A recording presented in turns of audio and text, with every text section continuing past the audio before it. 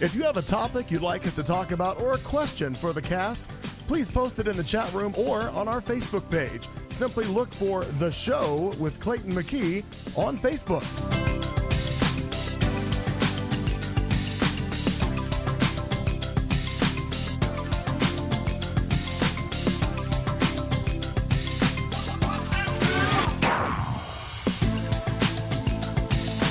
We'll be starting the show in just a few minutes. We're just getting prepared, mixing cocktails and settling in for 3 hours of chat and some non-PC fun.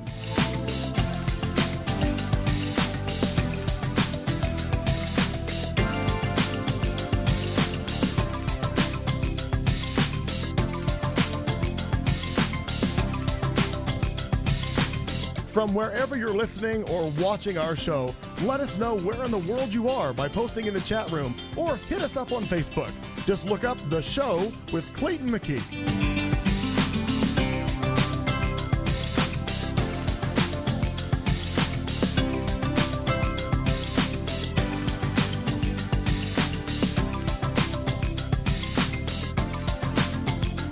At the beginning of Hour 2 is when Al gives us our drinking word for the night. Grab a beverage and drink along with the cast as they get rolling.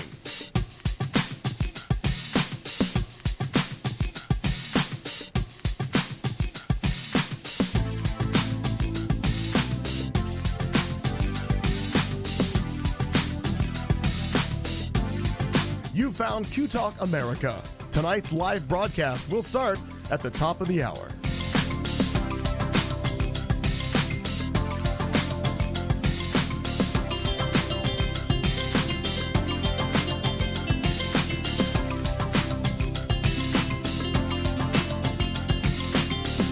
We would tell you that this ain't your mom's radio station, but Clayton's mom listens every week.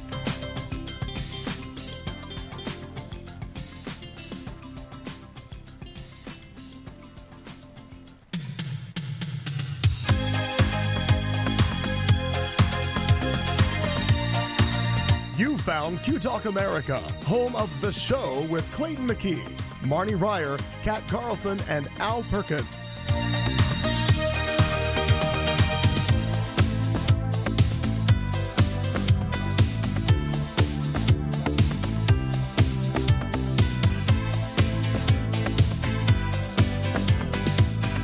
We will be starting tonight's broadcast at the top of the hour. By the way, we're a 3-hour show, so grab a beverage and get comfortable.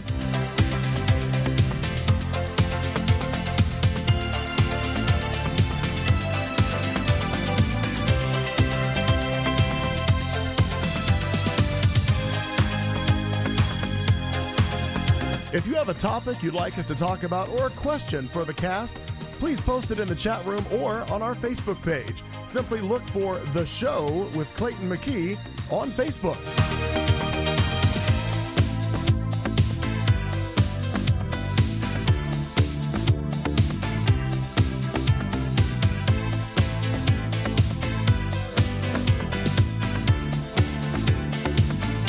We'll be starting the show in just a few minutes. We're just getting prepared, mixing cocktails and settling in for 3 hours of chat and some non-PC fun.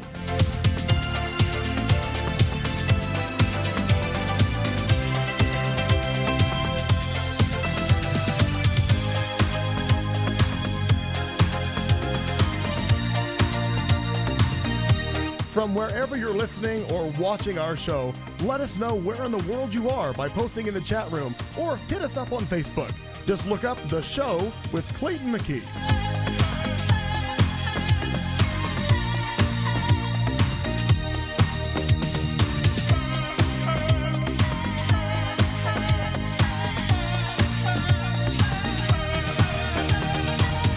At the beginning of Hour 2 is when Al gives us our drinking word for the night.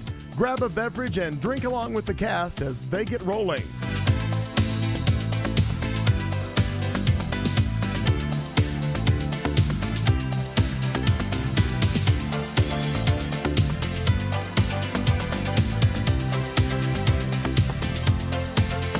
You found Q Talk America.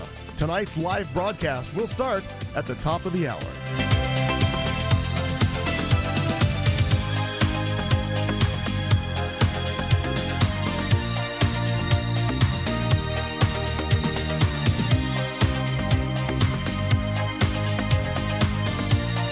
tell you that this ain't your mom's radio station, but Clayton's mom listens every week.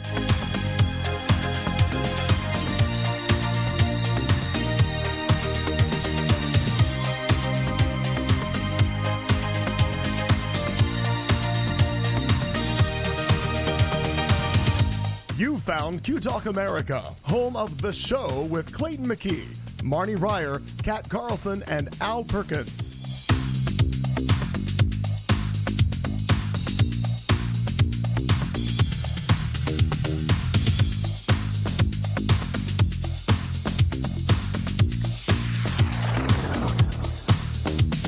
We will be starting tonight's broadcast at the top of the hour.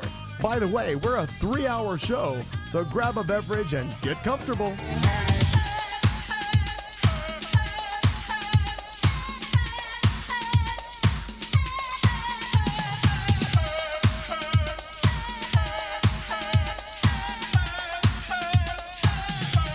If you have a topic you'd like us to talk about or a question for the cast, please post it in the chat room or on our Facebook page. Simply look for The Show with Clayton McKee on Facebook.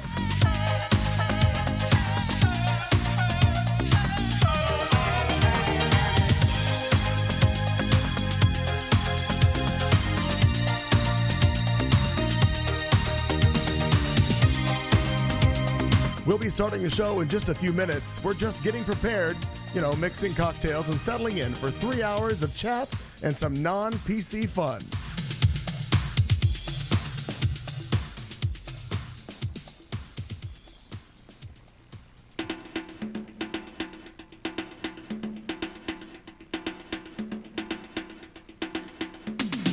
From wherever you're listening or watching our show, let us know where in the world you are by posting in the chat room or hit us up on Facebook. Just look up The Show with Clayton McKee.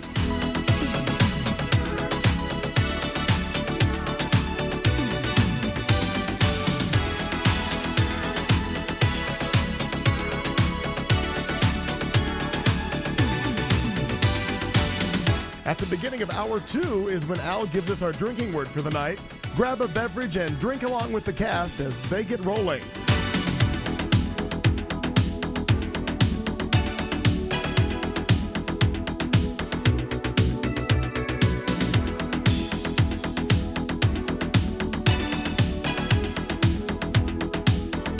You found Q Talk America.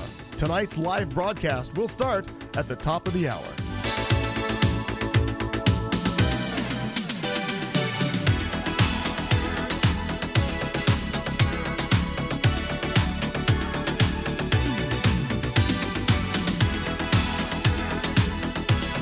We would tell you that this ain't your mom's radio station, but Clayton's mom listens every week.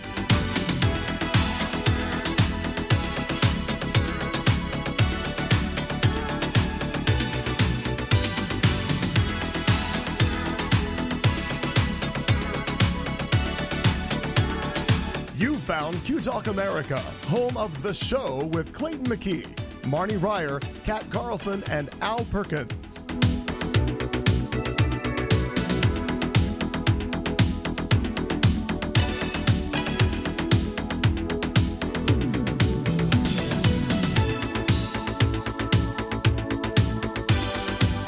We will be starting tonight's broadcast at the top of the hour. By the way, we're a 3-hour show, so grab a beverage and get comfortable.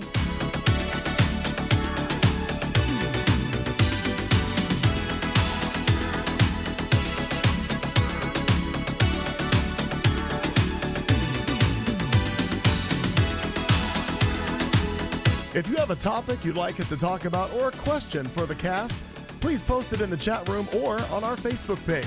Simply look for The Show with Clayton McKee on Facebook.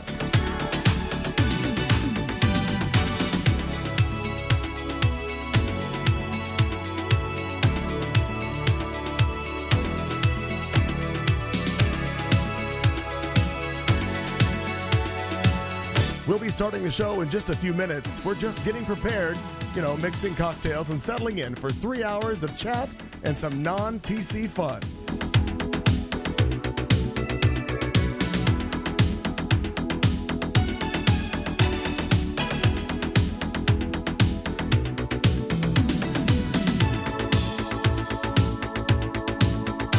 From wherever you're listening or watching our show, let us know where in the world you are by posting in the chat room or hit us up on Facebook. Just look up The Show with Clayton McKee.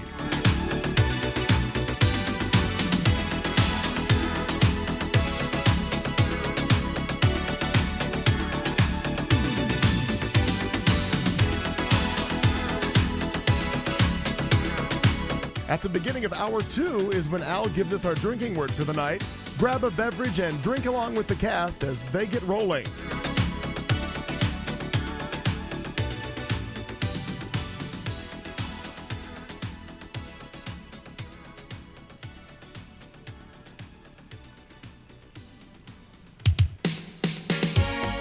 You found Q Talk America. Tonight's live broadcast will start at the top of the hour.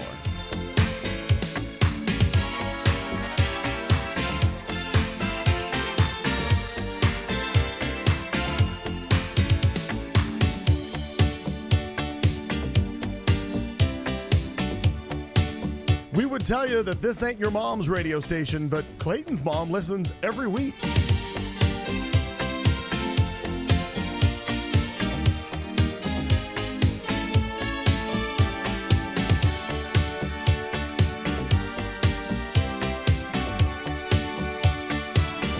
You found Q Talk America, home of The Show with Clayton McKee, Marnie Ryer, Kat Carlson, and Al Perkins.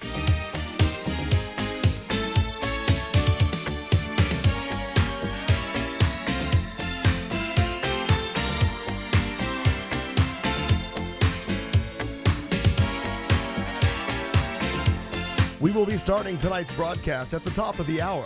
By the way, we're a 3-hour show, so grab a beverage and get comfortable.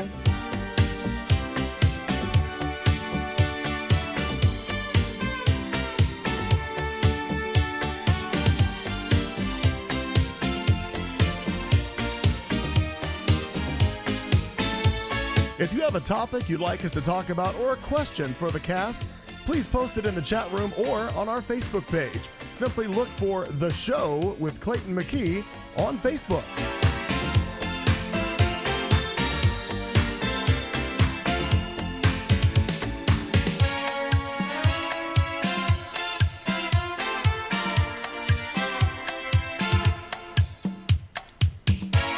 We'll be starting the show in just a few minutes. We're just getting prepared, mixing cocktails and settling in for 3 hours of chat and some non-PC fun.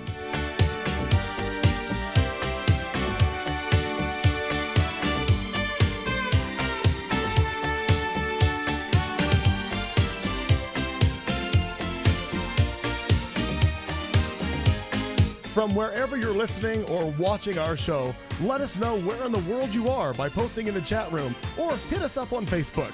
Just look up The Show with Clayton McKee.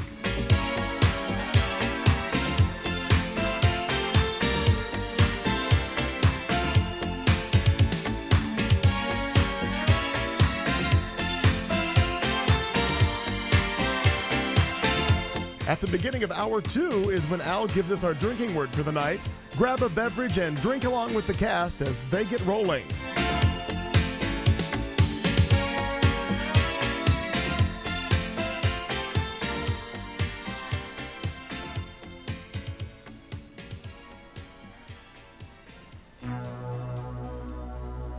You found Q Talk America. Tonight's live broadcast will start at the top of the hour.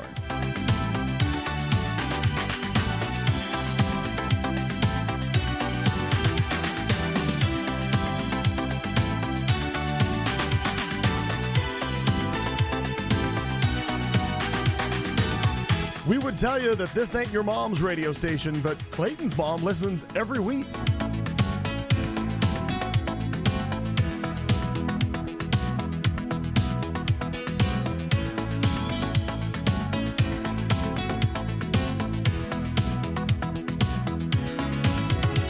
You found Q Talk America, home of The Show with Clayton McKee, Marnie Ryer, Kat Carlson, and Al Perkins.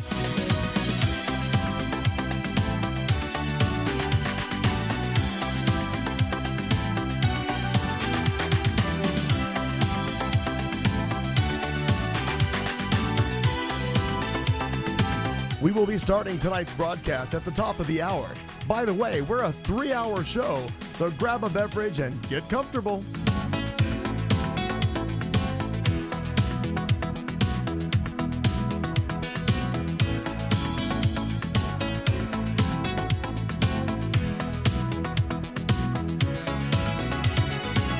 If you have a topic you'd like us to talk about or a question for the cast, please post it in the chat room or on our Facebook page. Simply look for The Show with Clayton McKee on Facebook.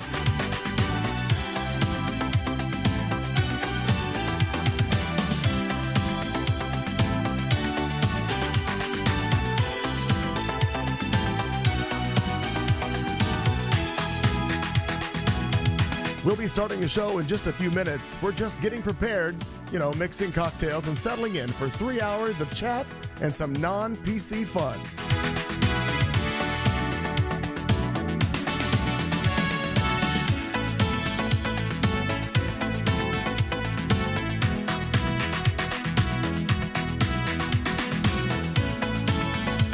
From wherever you're listening or watching our show, let us know where in the world you are by posting in the chat room or hit us up on Facebook.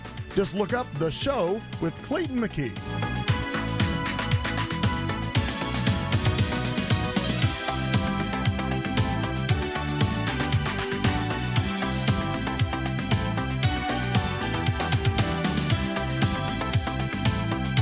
At the beginning of hour 2 is when Al gives us our drinking word for the night.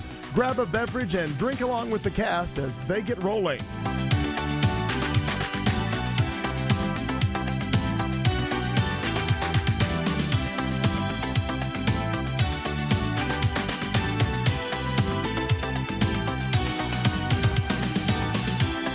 You found Q Talk America. Tonight's live broadcast will start at the top of the hour.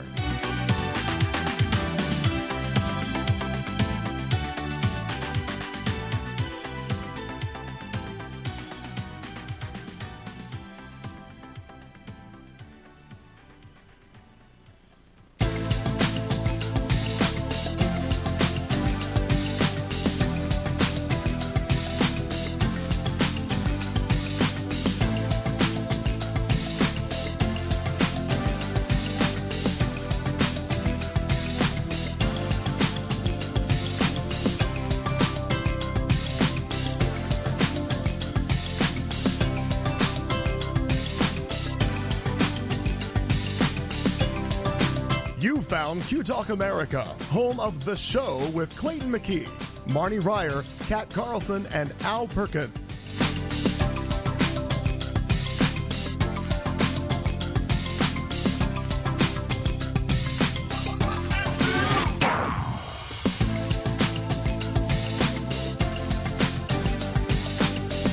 We will be starting tonight's broadcast at the top of the hour. By the way, we're a 3-hour show, so grab a beverage and get comfortable.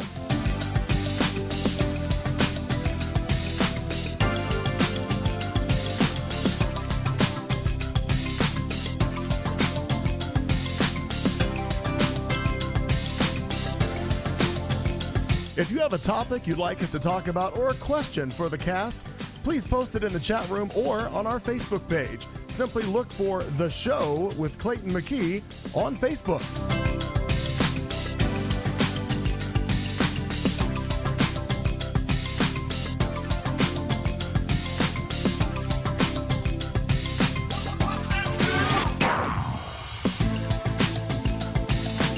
We'll be starting the show in just a few minutes. We're just getting prepared, mixing cocktails and settling in for 3 hours of chat and some non-PC fun.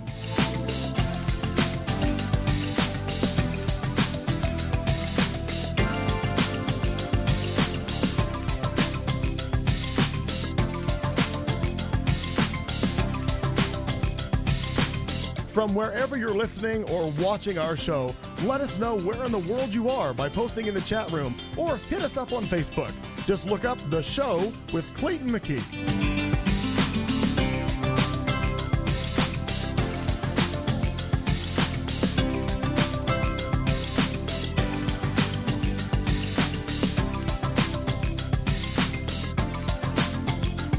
At the beginning of hour 2 is when Al gives us our drinking word for the night. Grab a beverage and drink along with the cast as they get rolling.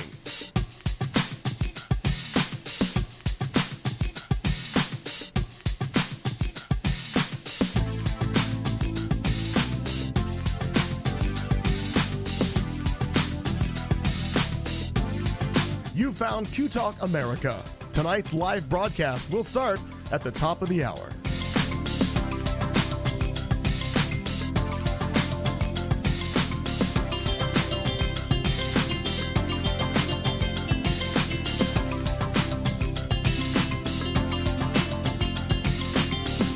We would tell you that this ain't your mom's radio station, but Clayton's mom listens every week.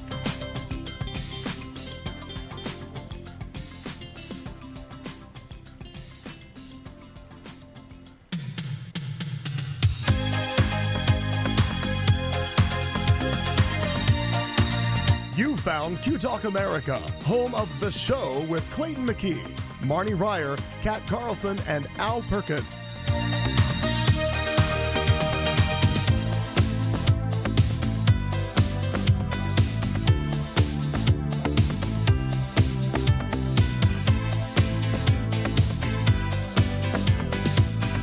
We will be starting tonight's broadcast at the top of the hour.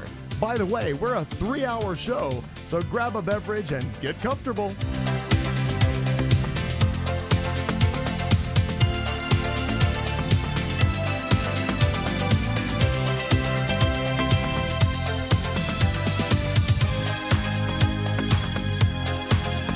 If you have a topic you'd like us to talk about or a question for the cast, please post it in the chat room or on our Facebook page. Simply look for The Show with Clayton McKee on Facebook.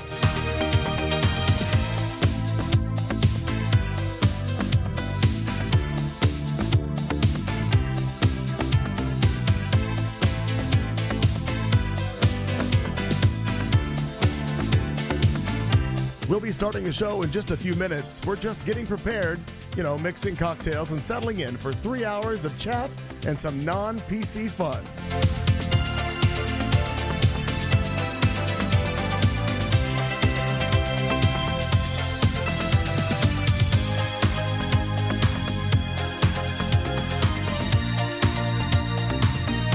From wherever you're listening or watching our show, let us know where in the world you are by posting in the chat room or hit us up on Facebook.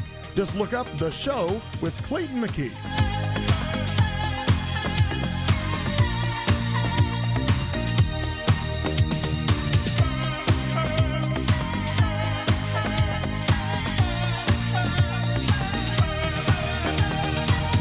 At the beginning of hour 2 is when Al gives us our drinking word for the night. Grab a beverage and drink along with the cast as they get rolling.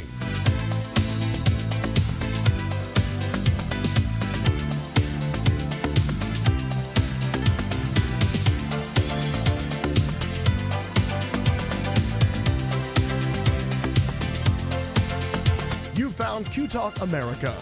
Tonight's live broadcast will start at the top of the hour.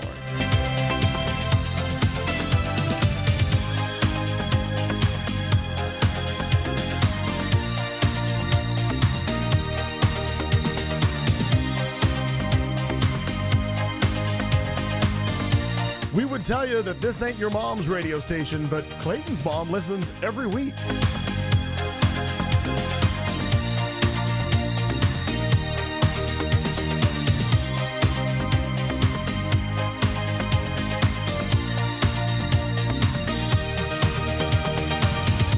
You found Q Talk America, home of The Show with Clayton McKee, Marnie Ryer, Kat Carlson, and Al Perkins.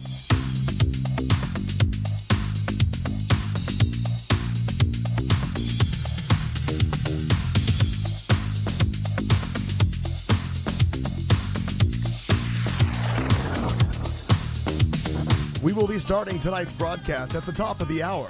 By the way, we're a 3-hour show, so grab a beverage and get comfortable.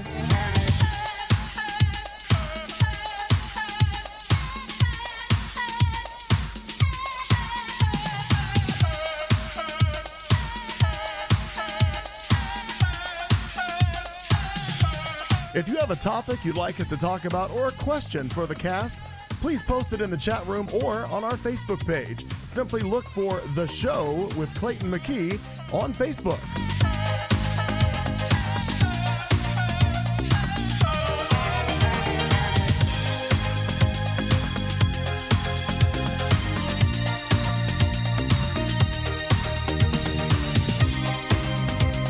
We'll be starting the show in just a few minutes. We're just getting prepared, mixing cocktails and settling in for 3 hours of chat and some non-PC fun.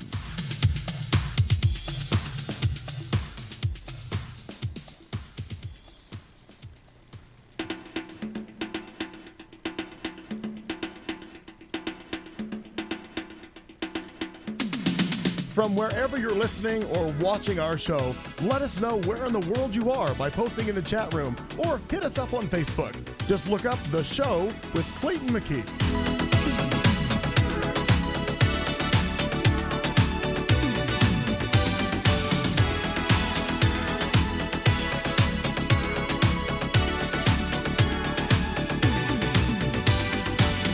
At the beginning of Hour 2 is when Al gives us our drinking word for the night. Grab a beverage and drink along with the cast as they get rolling.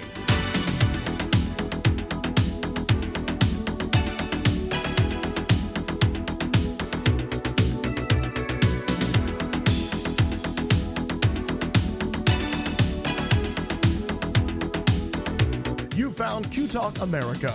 Tonight's live broadcast will start at the top of the hour.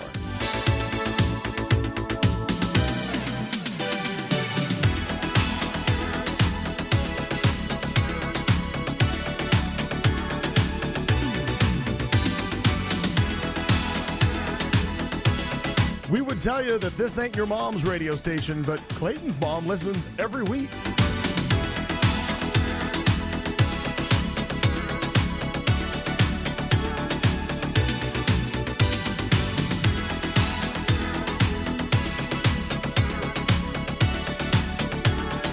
You found Q Talk America, home of The Show with Clayton McKee, Marnie Ryer, Kat Carlson, and Al Perkins.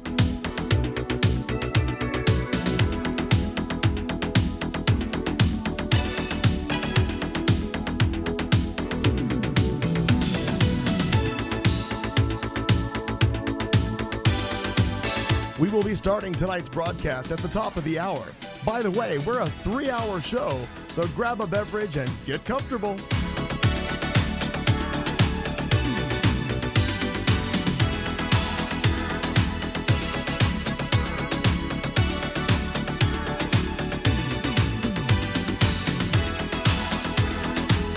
If you have a topic you'd like us to talk about or a question for the cast, please post it in the chat room or on our Facebook page.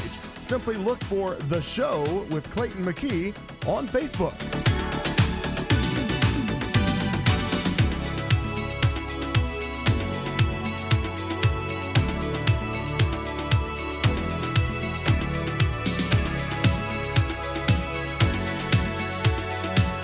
We'll be starting the show in just a few minutes. We're just getting prepared, mixing cocktails and settling in for 3 hours of chat and some non-PC fun.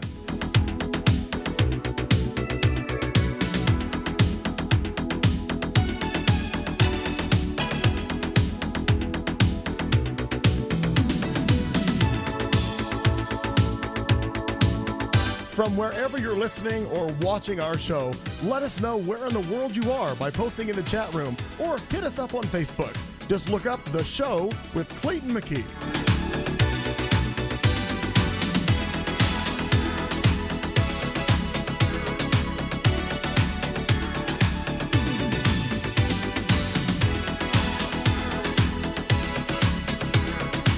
At the beginning of Hour 2 is when Al gives us our drinking word for the night. Grab a beverage and drink along with the cast as they get rolling.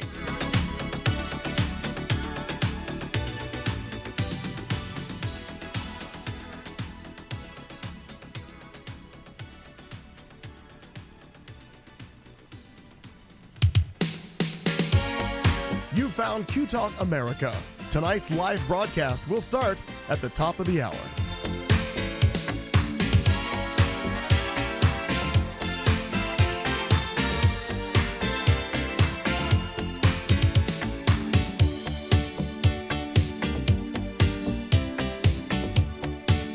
We would tell you that this ain't your mom's radio station, but Clayton's mom listens every week.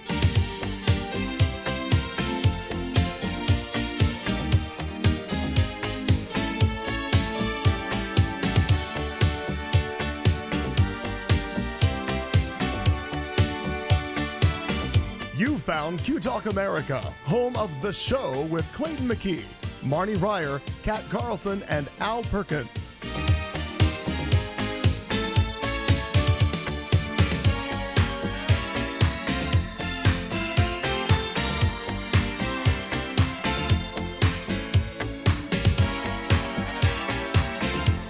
We will be starting tonight's broadcast at the top of the hour. By the way, we're a 3-hour show, so grab a beverage and get comfortable.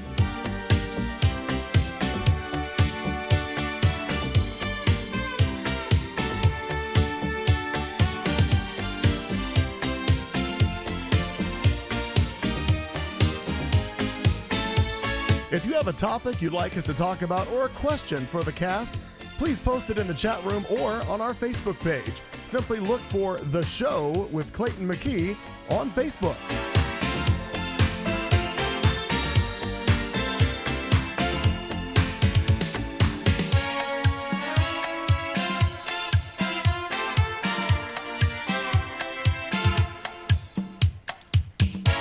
We'll be starting the show in just a few minutes. We're just getting prepared, mixing cocktails and settling in for 3 hours of chat and some non-PC fun.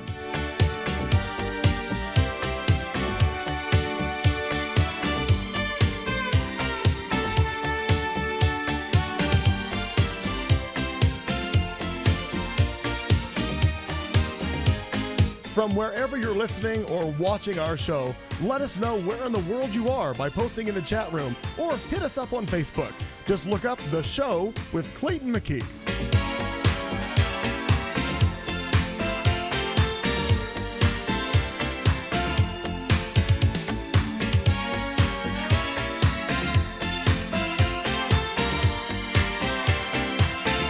At the beginning of hour 2 is when Al gives us our drinking word for the night. Grab a beverage and drink along with the cast as they get rolling.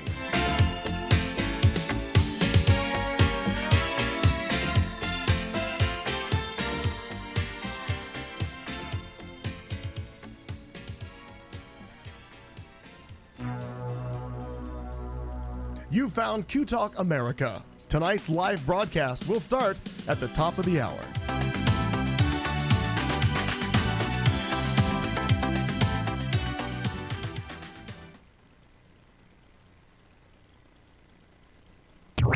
This is Q Talk America. The following broadcast contains adult humor, language, and topics, along with partial nudity.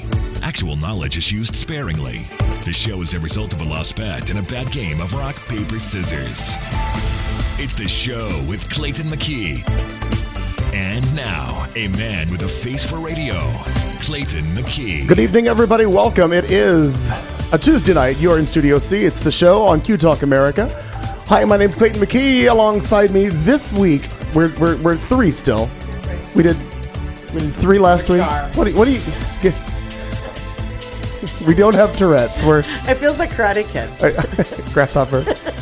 Marnie Ryer and Al Perkins join me. Kat Carlson is taking care of some business outside of the studio.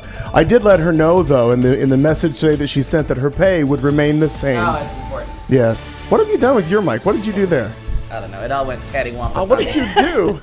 Nothing. It was actually down here by my left breast. Stand by. We got it. Oh, there. Oh, okay. Oh, I want to make sure that everybody can hear you, Al. Even the deaf. So many are worried about that. He really could have been in the other room and been fine. My head. Oh, Amina, thank you for noticing our lovely Rachel Maddow picture. She's I made her our mascot. She watches over us here in the studio to make sure we have the appropriate follow-up questions. We have all kinds of mascots. Well, you can't. Well, you got to get to the. Well, I don't want to stand up. So we're just. Marnie has a. Wait, where's the John Oliver mascot? Oh, your little thing is right over there. No, I don't want you. Here, there you go, Marnie. There's your little John Oliver. I haven't seen this week's. I feel so behind. I saw it. It was okay. It didn't have any kind of Oh, okay. zhuzh, as it were. I was just a wee bit drunkard. on that's Sunday. No. It's different. I won't even hear of it. How did that happen? I don't. Well, I don't liquor believe went in you. my mouth. I don't believe you.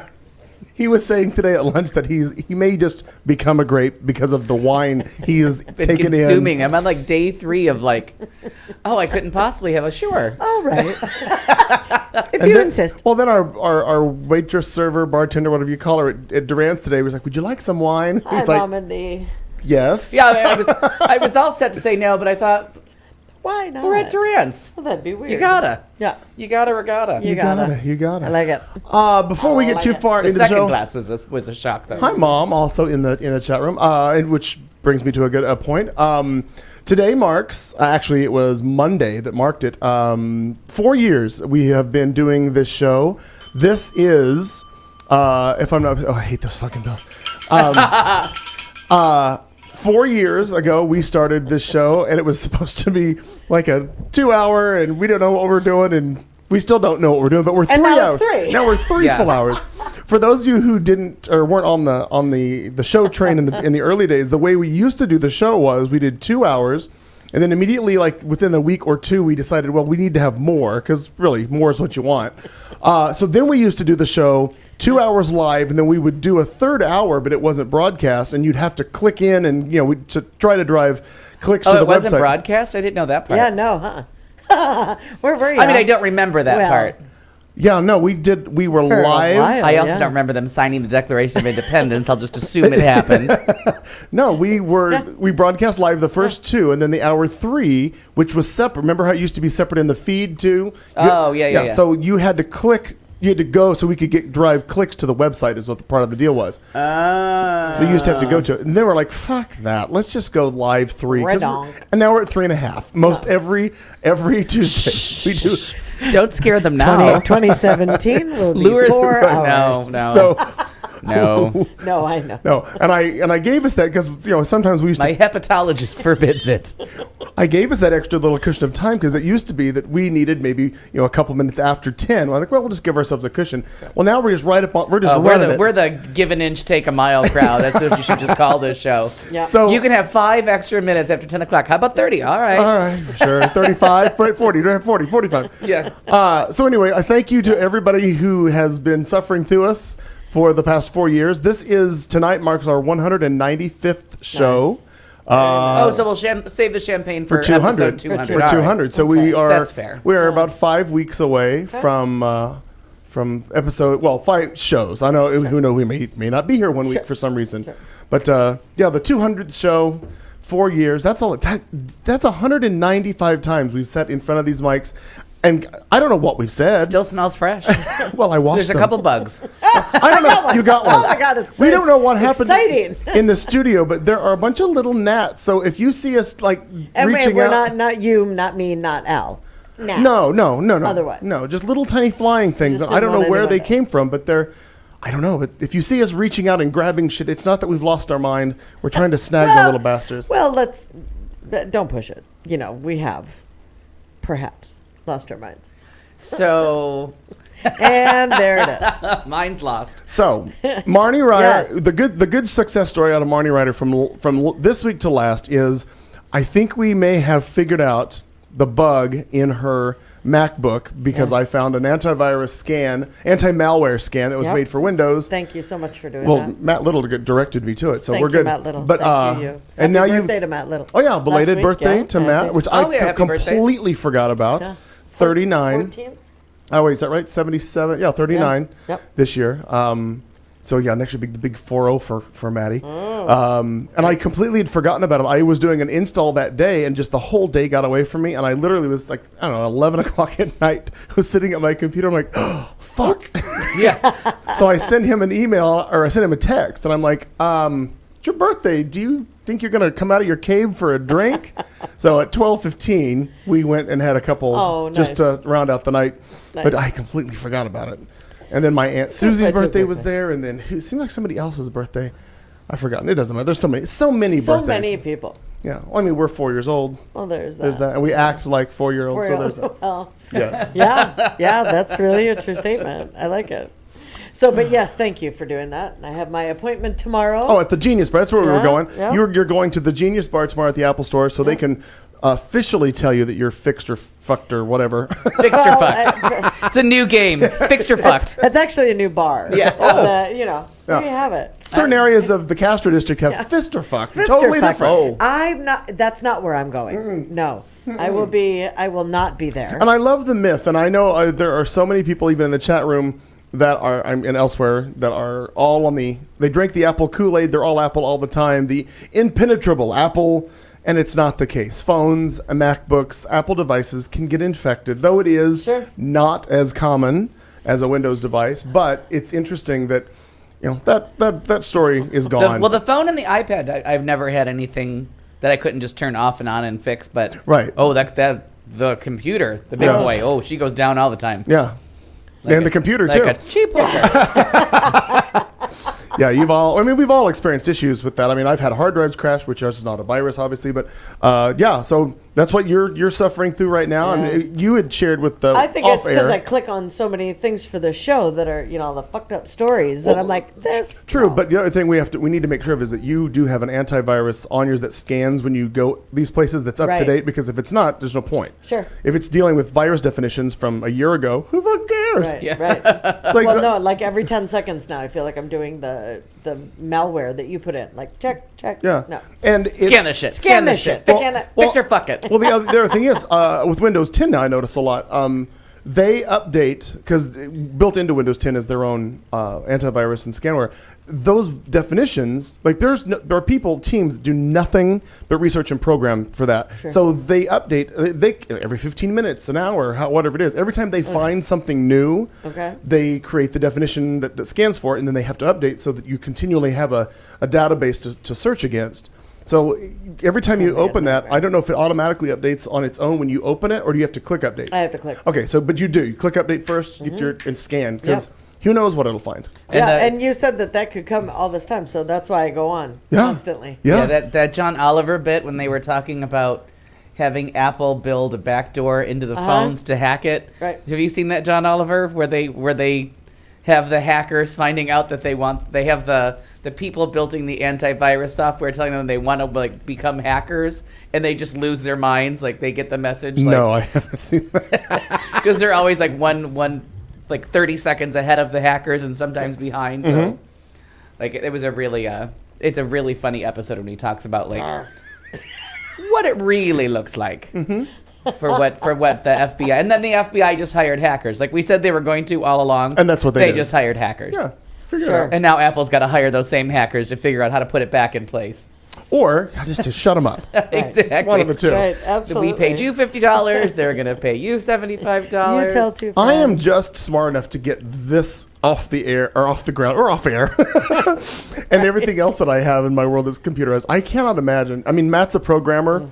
And that just is a language and a whole thing that's outside of my head. That fast for him. Oh, yeah. It flows out of him insane. like water. It's crazy how he writes the programming that he does. And It's literally a foreign language. it totally is. Yeah. And then to be a hacker, you've got to, I don't know how you figure that out. That just doesn't something it doesn't work in my head because I've never been one who destroys or does, that kind of thing. It's never been my motive. So I don't. But I think it's more about taking stuff apart. And that's where I would think you would like it. Yeah, Take things if apart and figure I out how could it for a works. moment play Pop Perhaps. Psychology 101 on Please do. I wish I had music for this little segment. But I think Dun, it comes dun, from the dun. wanting to tear something down, find out how it's built. No, true, but that to me it's mechanical. When you get into software and all that, it's nuts to me, and I can't figure out how to get through that. I'm the rat that can't get through that maze. Yeah, not gonna happen. But there are those rats that do, and for some reason they want to Sure. break it apart and then fuck with it a little when they put it back together. Yeah. I don't get the motivation, but I don't either. I just watch my Netflix and Yeah, you do. And enjoy. Like you do. Like you do. enjoy. Yes. So And it's been such a busy weekend. I have not seen Unbreakable. I am embarrassed to tell you. I have not either. I'm so glad that you haven't. So I just need Because to. I hadn't watched it yet. Yeah. I'm waiting for just the right time to pop my fat ass in front of the TV for Right. 13 hours and.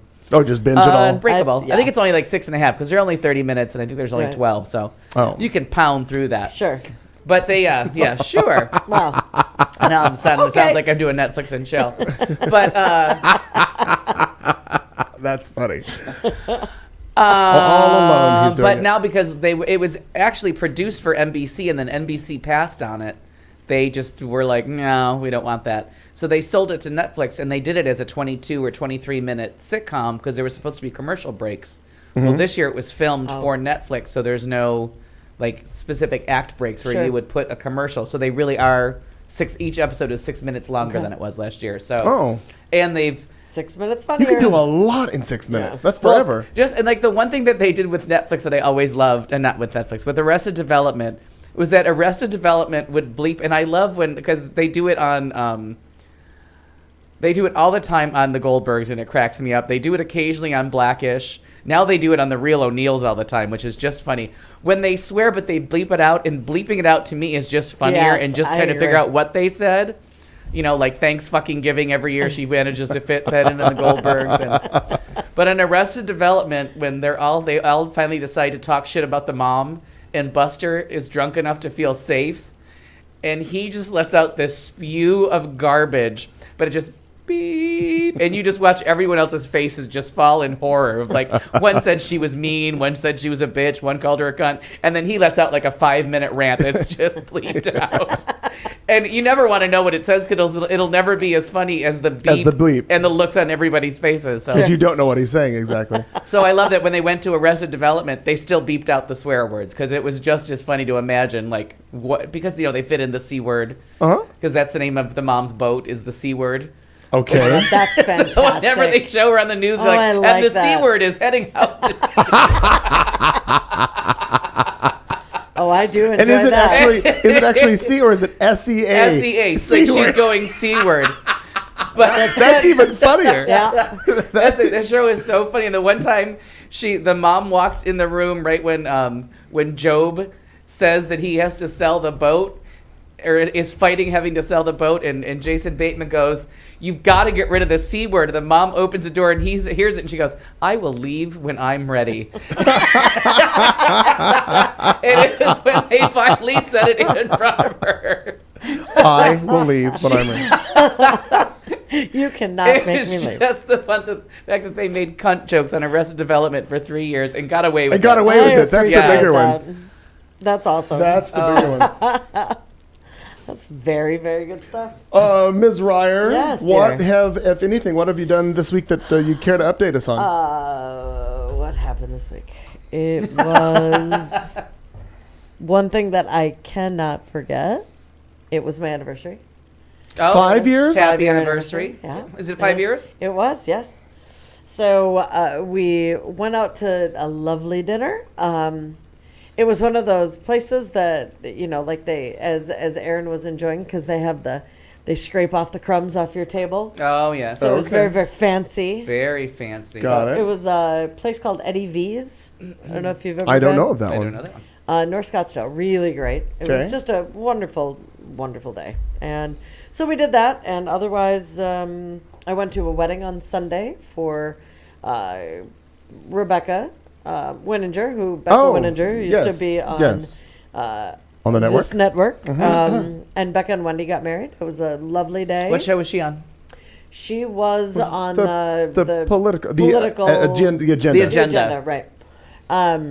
So anyway, it was lovely, and it was a who's who of a what's what. What's what? Because What? it was lovely. I got to see Joan was there, Joan Green. Okay. Hadn't seen her in forever. I and haven't a seen her in day. a long Yeah. time.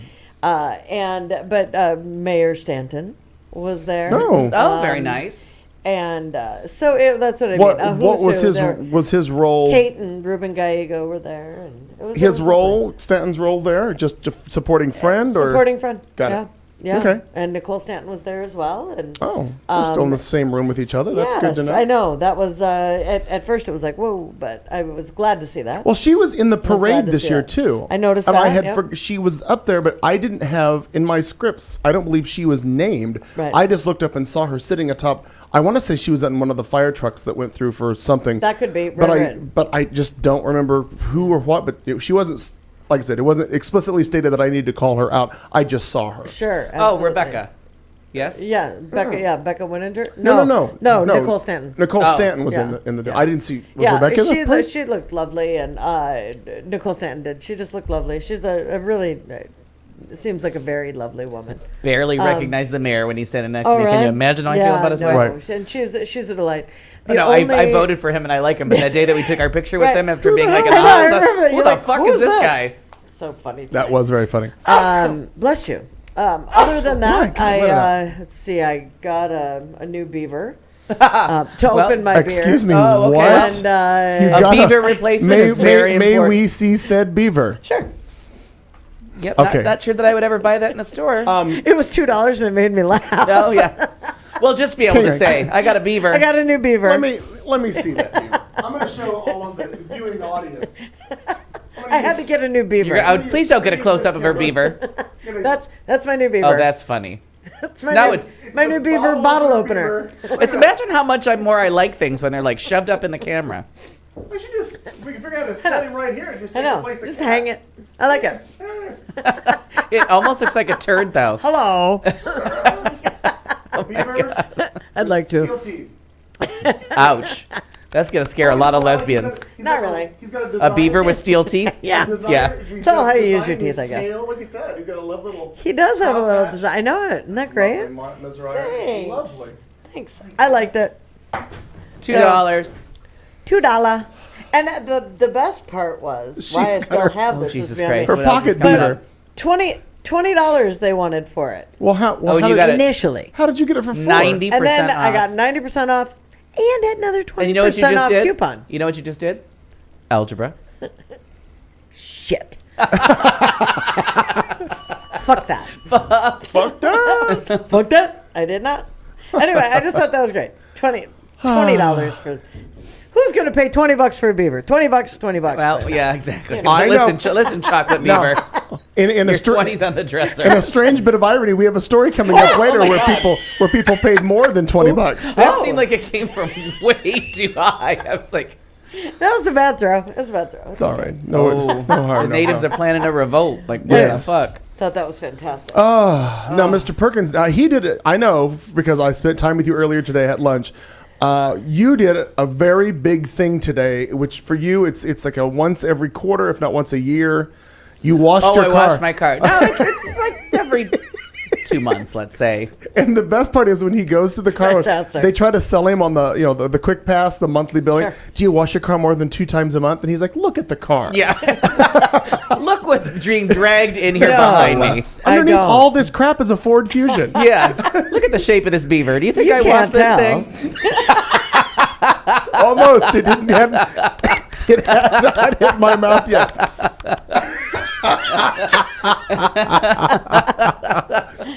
Oh my gosh. So you washed your beaver? Yeah, What happened? I did. A thorough scrubbing. Oh, good. It's a hybrid It's beaver. recommended to clean the beaver at least, I don't know, 4 or 5 times a year. Yeah, quarterly. Of course, sure. Quarterly Semi-annually. clean beaver.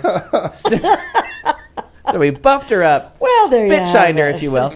And Sounds like it. that was a fun, good day. had a little, I was going to work Saturday night, and then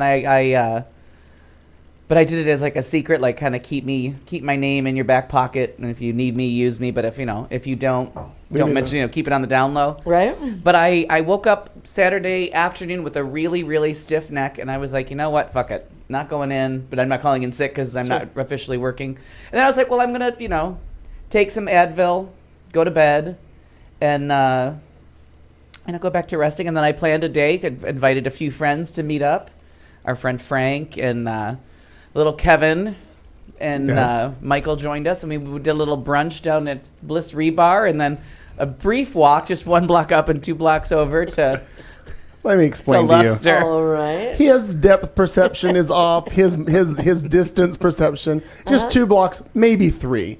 We walked from 4th and Garfield to 1st and Washington.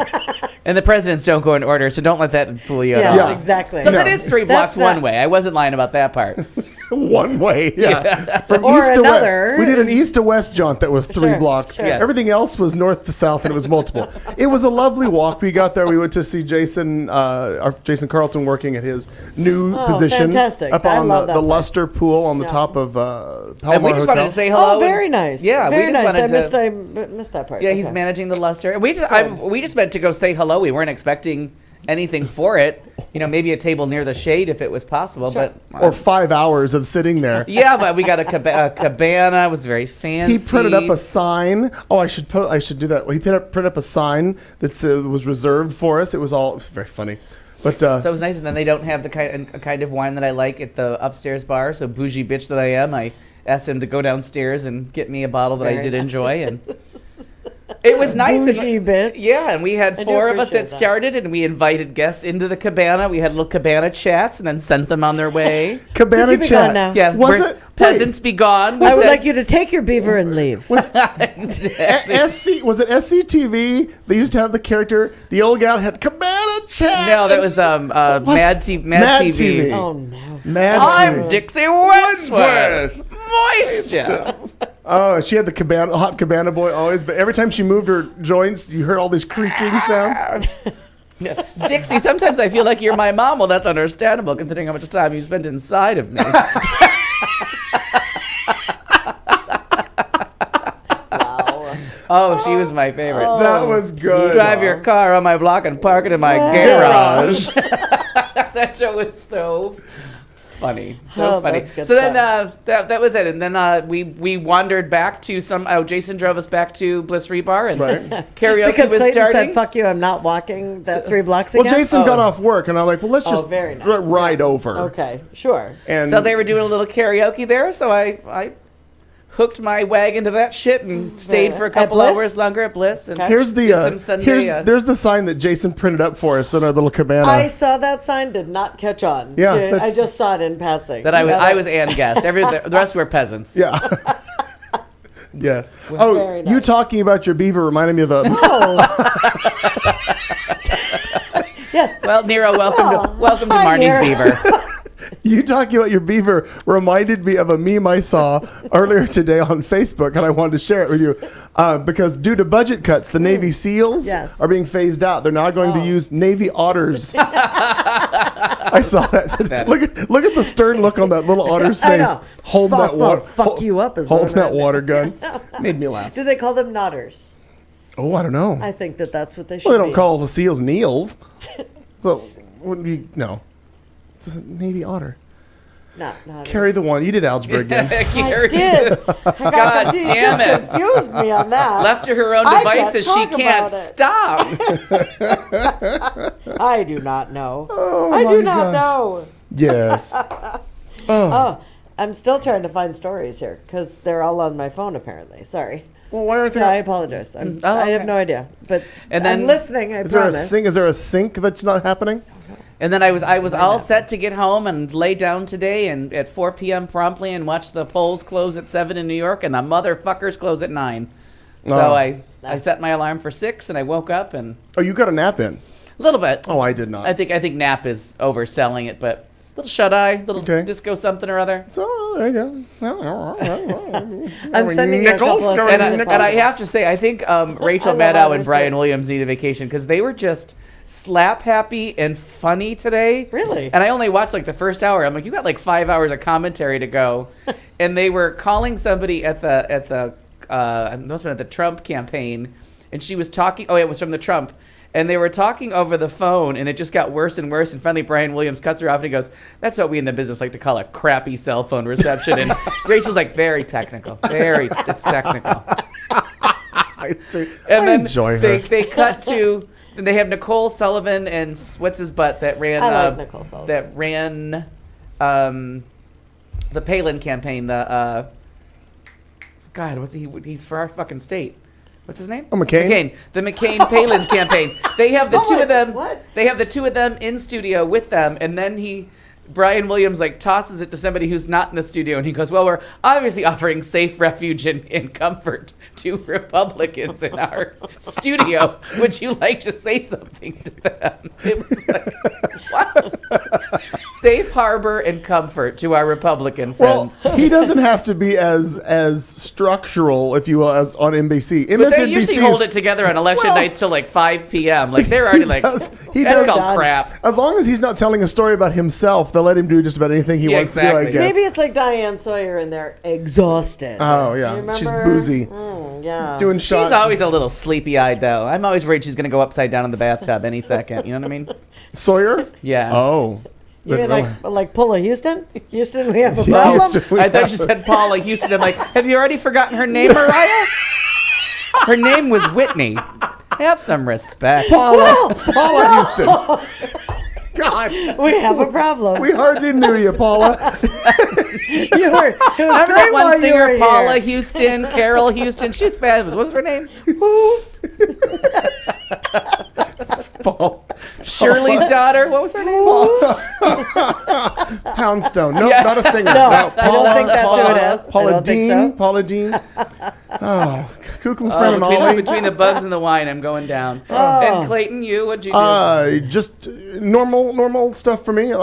Drag race at Stacy's on Mondays is doing very well. I'm very excited about that. Good. So doing that. Oh, the big thing that happened this week. My mother, in her backyard, had about a 20-foot tall saguaro cactus that was in the backyard, and it's been bothering her for some time because it's 20 feet tall. Sure. Winds come up and it moves and it sways. The biggest fear was it's going to wind up in the pool. It's just going to snap over. Sure. Well, we had no choice but to find, because I couldn't take it down. And it was windier than shit. The other day, right. The other day, that was. So we took down, we hired a gentleman who was great to come and take it down. And it was very interesting to watch yesterday. Him and the crew of 3, and they took that sucker down in less than an hour. And it's just really interesting to watch how they do that. And they just manhandle those pieces, and they're all stickers. Like the one guy wasn't even wearing gloves. I'm like, are you high?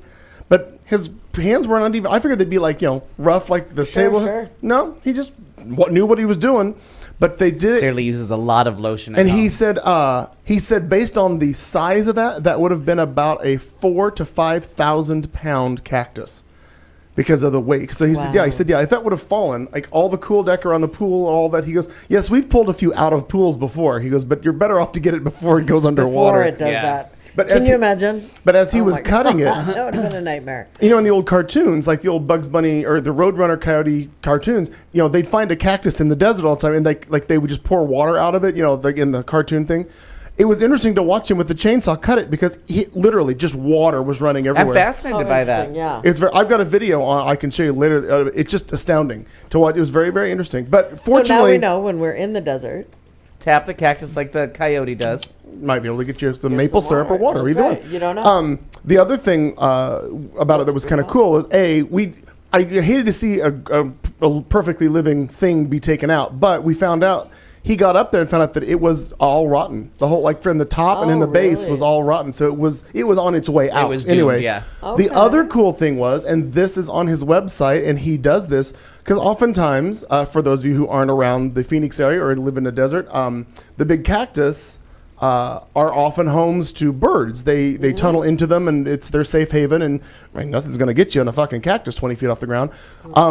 In the cactus, they realized that there was a bird's nest, and there were 5 babies in the nest. They took that section and they set it aside, and they go to there's a bird sanctuary, and they turn in all of the birds, and they take which I thought that was just what they tell you, and they just throw it on the street as they leave. No, I don't. He actually got a little box from Mom as he was leaving because they transfer the birds to it and then drop them off at the bird sanctuary. However, the confused bird who was showing up to try to feed and was looking around was very confused. Yeah. But she doesn't realize it, but the kidnapped children are going on to better and bigger things by way of a bird sanctuary. So, but that was the most interesting thing. And like I said, he said it would take about an hour and a half, and it was down in less than an hour. And Mom and I are both just in shock of how easy it was for them to do. Yeah. Boom. Someone had told me years ago that there are all these tarantulas in there. Like that was I don't know if that's an old wives' tale or if it's actually true. Well, if you which don't freaks clean the up your shit out yeah, of if you don't me. clean your palm trees, they fill with scorpions. Is it kind of like cleaning your beaver? It is like Different. cleaning your beaver. Okay. Yeah. You got to I trim didn't your. know. In that case, you got to trim back your You're beaver. trimming the beaver. Trimming the beaver. Got it. So And not just A well-trimmed beaver is well-trimmed really an beavers. asset. Because an untrimmed beaver gets scorpions. scorpions. Yeah, that's where they live. Okay. That's well, sure. With the I can just see wish that. if I were king, I would make it a rule or figure out a way the city paid for If it. I were the king. All palm trees would have to be trimmed. Yeah. Because those people that leave what they call the beard on the trees, The beard on the beaver. yeah. But you're fair. right. But you're right. I All like the it. crap grows up underneath them, and it's insane. I would prefer every palm tree be trimmed. Unsightly, she said. And I like, completely I want agree. 2 vacuums in every house. Of course you do. Of course you do. A woman in every kitchen. Now we're talking about John Kasich. Yeah.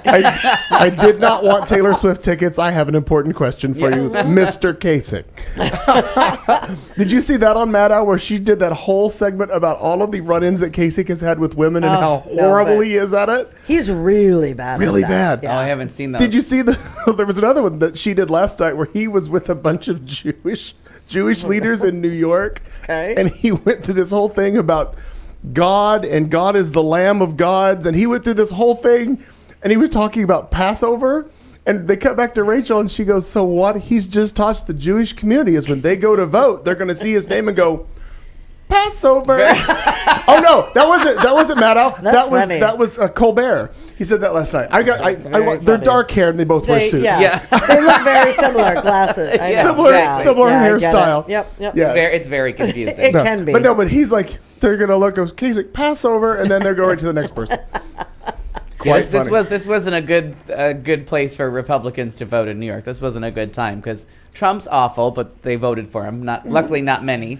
Well, there was one city that he found that they had 14 people that had voted in the whole city, and it was like 7. What is it? The 7, 4, and 3 was the so split. they actually put it up as like the percentage of votes. And in case you wanted to do algebra again, 7 was 50%. Right. Because there were 14 votes. I didn't, so I just stared it out like, I help like me the- out. Yeah. I Thanks like for the how- 50% because I wasn't there. I like how you. For those of you playing the home game, 50% is. We're gonna play light algebra. Yes. It's good stuff. So, Good stuff. but Trump won, but it's his home state. It's Actually, smart, it's everybody's fuck- That's very smart. Stay with the pine trees and the birds because I'm telling you, y'all got Ooh. mosquitoes. You win Yeah, you that's that true. war. Well, we look like we have mosquitoes in the studio. Yeah, so. if one of them bites me, I'm done. So Hillary won New York. It looks like with Oh, 81% of the vote in. She is winning sorry, 57.6 to 42.4. So she is getting her double-digit win. good. And she will be ahead at least 30 delegates, if not more.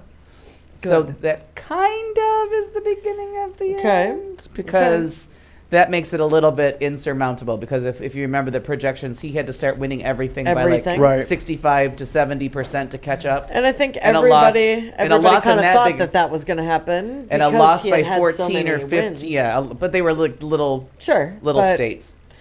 But I think people were talking like, oh my God, that he's really winning Yeah, everything and the momentum. And it's like, well, slow down. So, but I Slow mean, down. this is a huge amount of delegates that he's unfortunately not going to get, and they move on to Pennsylvania, which will probably go the same way with the big, Okay. And this is the same. It looks like the bigger cities went for Clinton. Oh, and now another Nassau County finally came in. Clinton 61%. So Nassau County was the last one down in the New York region, down in the city part. But Brooklyn, Manhattan, everything, like big wins down there, and he won. He's like 50. Most places he's ahead by a few votes, but if you look at the vote totals, like Manhattan's like 175,000. Niagara County at one point was like 8,000. You know what I Okay. mean? Like, so winning Niagara County, you won by 1,000 votes. She beat you by 60,000 somewhere else, Sure. like county by county. So that'll help Sure. him a little bit. But so now they get to Pennsylvania. I think Pennsylvania, New Jersey, Connecticut, Rhode Island, and I think Rhode Island is the only one that has And all the rest of them. Are, 25th, the 25th? yeah, next week, and everything else is closed primaries again, like New York is. Yeah, yeah. Al has low protein in his wine. Oh, you don't drink much. Drink it up. Yeah, it's delicious. So they're all close primary, so his odds of like a big win anywhere are probably pretty slim. Okay. And I really, if I could just bitch about this for one more second. I'll take some time Please and talk for yourself on the show. Would you? Thanks. You're Thanks. welcome. I'd like just to share. Do. Please do. Please do. But I'm you, ready. I mean, you really can't register as an independent and then be pissed off that no one lets you vote in the Democratic primary. If you want to vote in the Democratic primary, then register as a Democrat. If you want to vote in the Republican, register as a Republican. And the only thing, I believe Otherwise, I've shared wait this your on here turn. before, absolutely. But when I first moved down here, either it had just changed, or because in Minnesota you could be registered independent and be able to go to the polling location and not polling, but caucus, Which is whatever. fine, but I'm just saying. So when I got here, I was registered independent. It just made sense to me. This is how I. Right. But if you don't want to take part in either one of, if you don't want to identify with either one of the two parties, But when then I got there, then not don't complain knowing. if no one invites you to play at Sure, either one sure. of the two. You know what I mean? Yeah, Like, you only have this sandbox or this one. Yeah. But that was very troubling for me when 'Cause I it's- first got there, because and then I'm like, fuck you. Next day I'm like, I'm Democrat. So Yeah. just put me down, and I had to wait. because like if all you I'm said, ever going to but- do is vote in the primaries for the Democrats, then why not register? So in Right, case they right, decide they're not, right. they're going to throw out people. Because I'm like, I get it, but register for independent, good for you, bully for you, sure. hurrah. But I was then at don't- a state where I could walk in and say I need the Democratic ballot. But when they change, that, Right, when yes. Minnesota changes it, you can't be upset that Absolutely, you're absolutely right. we want to. Well, we you're want right. Democrats to pick their Democratic nominee. That's Why would we invite you in here when you didn't? You chose not to be a Democrat. No, We're you're just- not. You can wait outside. When Right. it's time for everyone to vote, we'll call you. But right now, Democrats are picking their Democratic Sure. nominee. And so I don't get everybody all up in arms about it. Like, you have to pick the team if you want to go play on the team. Like, you can't be like, I'm just going to sit over here and then piss and moan. No, pick a side. Right. You have to Or choose your wait till beaver. the general election, because that one's for you. That's where you Yes. decided you wanted to play. So the general public Right. gets to vote. But this one's for Democrats. So don't get all pissy with me. That really. And I get being disappointed because you were like, I wanted exactly. to vote for Bernie because he's an independent. Well, he decided to join a different club, and he kind of left you out there in the sandbox for yourself. Right. And should have called people in October on the phone and been like, hey, New York's coming up. You should probably switch your affiliation. Well, and when But no one thought the New York primary would ever make any difference. Right. When they're doing the polling and they're trying to go back to past elections, it's been so long since New Yorkers had any kind of a say in a presidential primary. They had nothing to go on. Okay. New York has not played a Interesting. role in so long, And now, which is what the Everything's so third different, biggest right. third biggest state, third or fourth. You can't keep track of who lives in New York and who went to Florida. They just go back and forth like ping pong. You sent me a link. Do I need to do something with that before I headlines? was just gonna say. Well, Is I there mean, if you can. is there a picture? What is it? There was a video, like a person moron. Oh. But if you can't, don't even think twice about it. It's challenging to jump from this Then to get to don't. video. Yeah, then okay, don't. got it. Yeah. If there's a picture of a still, I There can, might be a picture of his fat face, but Oh. that would be about it. Have we a name for said human? Should we start the headlines? Wow, it's later. God, we kind of waste time and we want to. It's all right. We're going to do that. Let's do this first, and we'll be right back with headlines and more from Q Talk America. You're listening to Q Talk America. And now, we dance.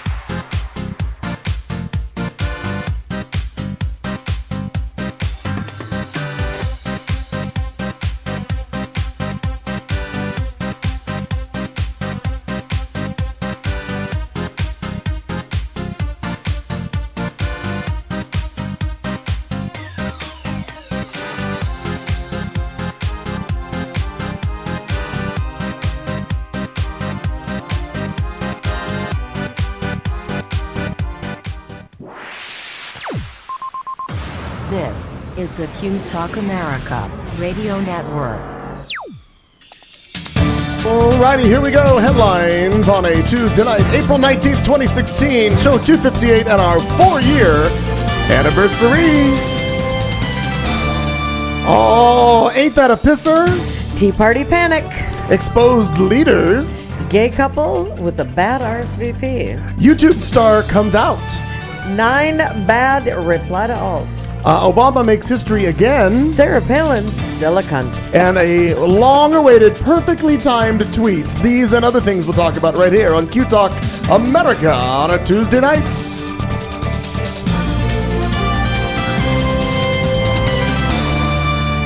I do enjoy a stirring headline stinger. A stinger. I love a stinger, possums. I do. Oh, I miss Dame Edna. She's still around somewhere. Anyway. Yeah, I saw her final tour last year in Palm Springs. That's right. You did go to that. Mm-hmm. She was a good time to go. Oh, yeah. The few times I got to see still her concert. Funny to the very end, and God bless her, 80 years old doing choreography. Still a little slower choreography. Yeah. I just love those she do. Yeah, doing this. Still a charmer. I just love that show. Dame Edna Everage. Well, now this is. I want to say we did a story about this. Some months back where they were starting these. Local religious conservatives represented by a legal foundation that the Southern Poverty Law Center identifies as an anti-LGBT hate group are among the plaintiffs in a civil suit served on the city and county of San Francisco today, which seeks the removal of the newly constructed, this is where the French word comes in, is it pissoir? Sure. I would say pisser. Pisser, yeah. Pisser, but it's a pissoir. Located in the Dolores Park neighborhood. Neighborhood residents successfully advocated to build the facility, which is similar to streetscape fixtures that many European cities have featured since like the 19th century. Plaintiffs behind the lawsuit allege that the pisser is an illegal public nuisance because it's, quote, indecent, offensive to the senses, grossly unseemly, and offensive to manners and morals, because not everybody poops, everybody pees. They simultaneously argue that it is not sufficiently accessible. It's in the middle of the park. You just walk right up to it. Dolores Park, located between the city's diverse and colorful Castro and Mission neighborhoods, ranks number 1 on Yelp among San Francisco's best nude parks. For years, the popular 16-acre destination has been well known for its vibrant counterculture, immodest sunbathers, pot brownie vendors, spectacular city views, and famously irreverent Hunky Jesus contest, which is sponsored annually by the Sisters of Perpetual Indulgence. City attorney spokesman Matt Dorsey, who declined to comment substantively on the lawsuit's allegations, said, quote, "If I had to predict the top 100 things in Dolores Park likely to offend these plaintiffs, I would have guessed this would not have made the cut." Now, I have pictures of said pissoir. I do appreciate the pissoir. Now, here's one in Dolores Park that's got a little dog. So it's a little area that you could just stand in, and it's got the little thing. You can't see through it. So you can just stand there and take a leak. A guy. Now, clearly, it's not. I wouldn't say it's for women. No.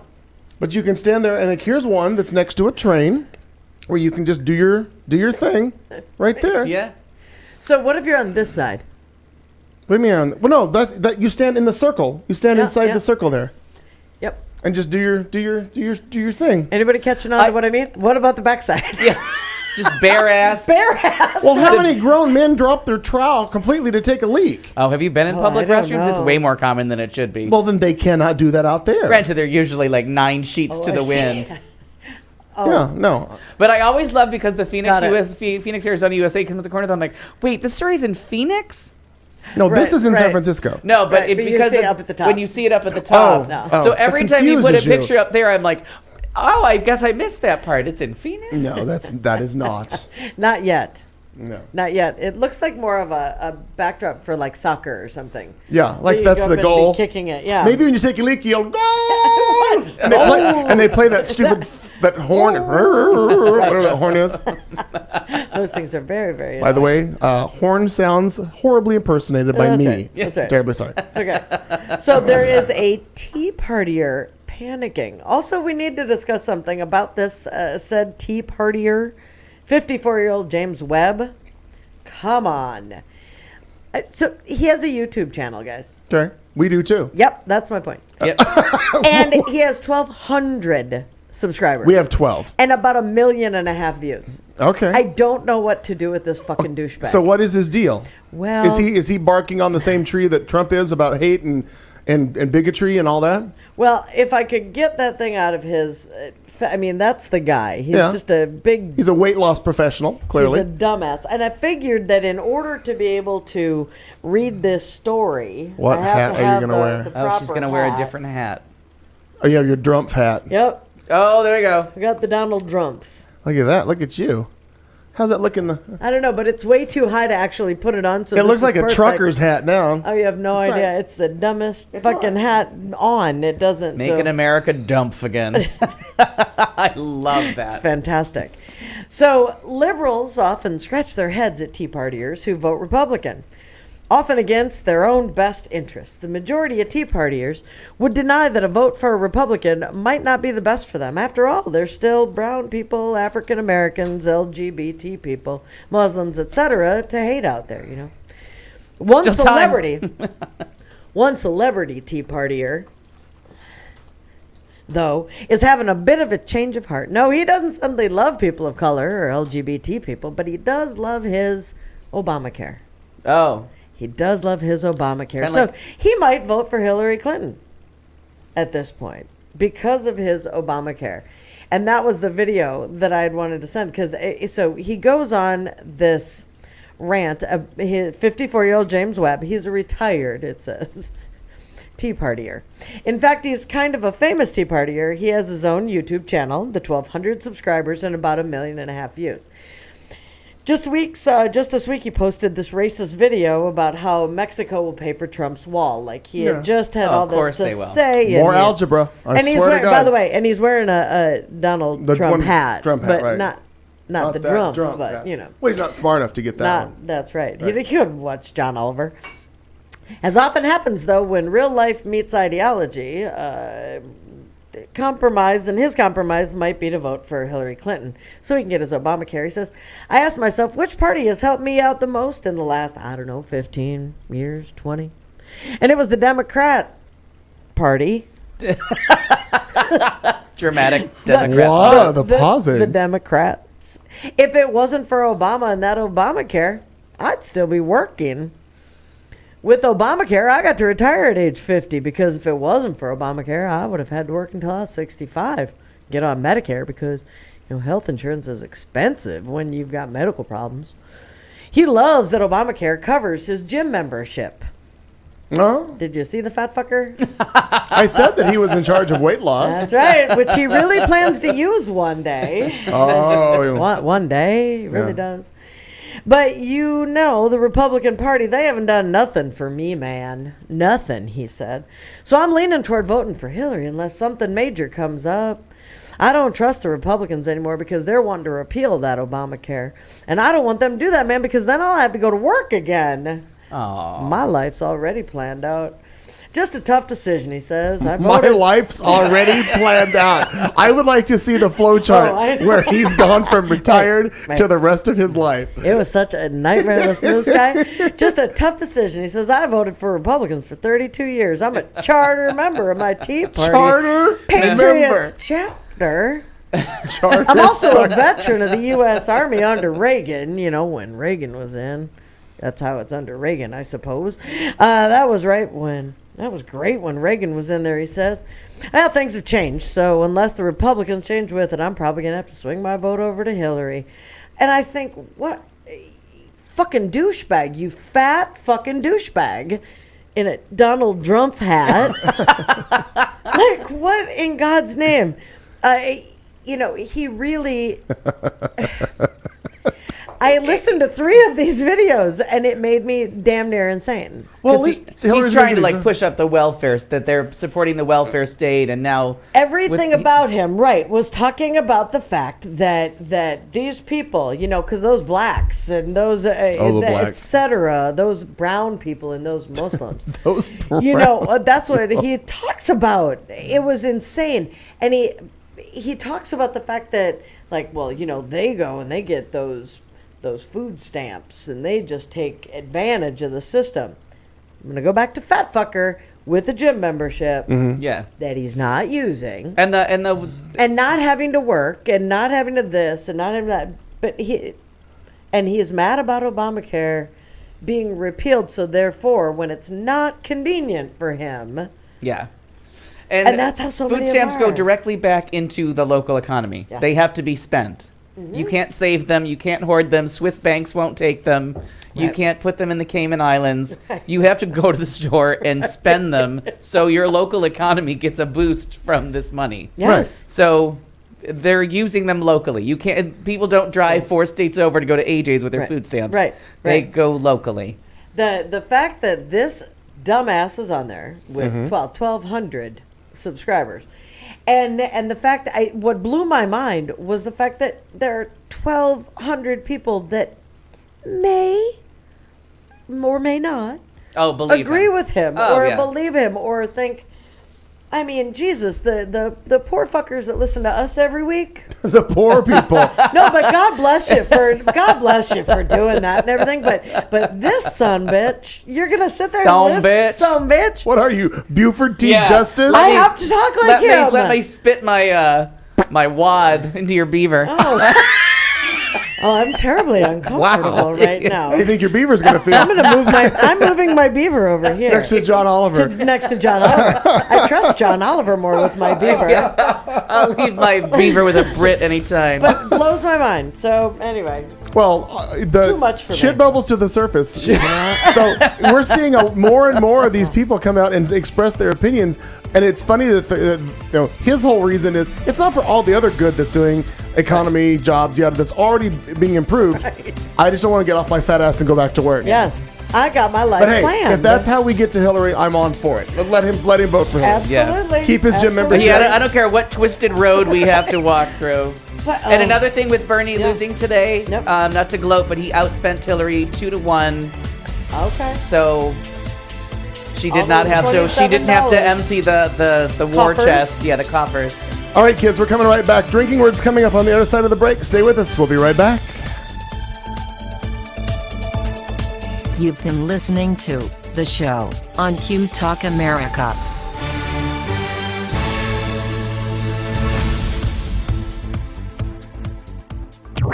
This is Q Talk America.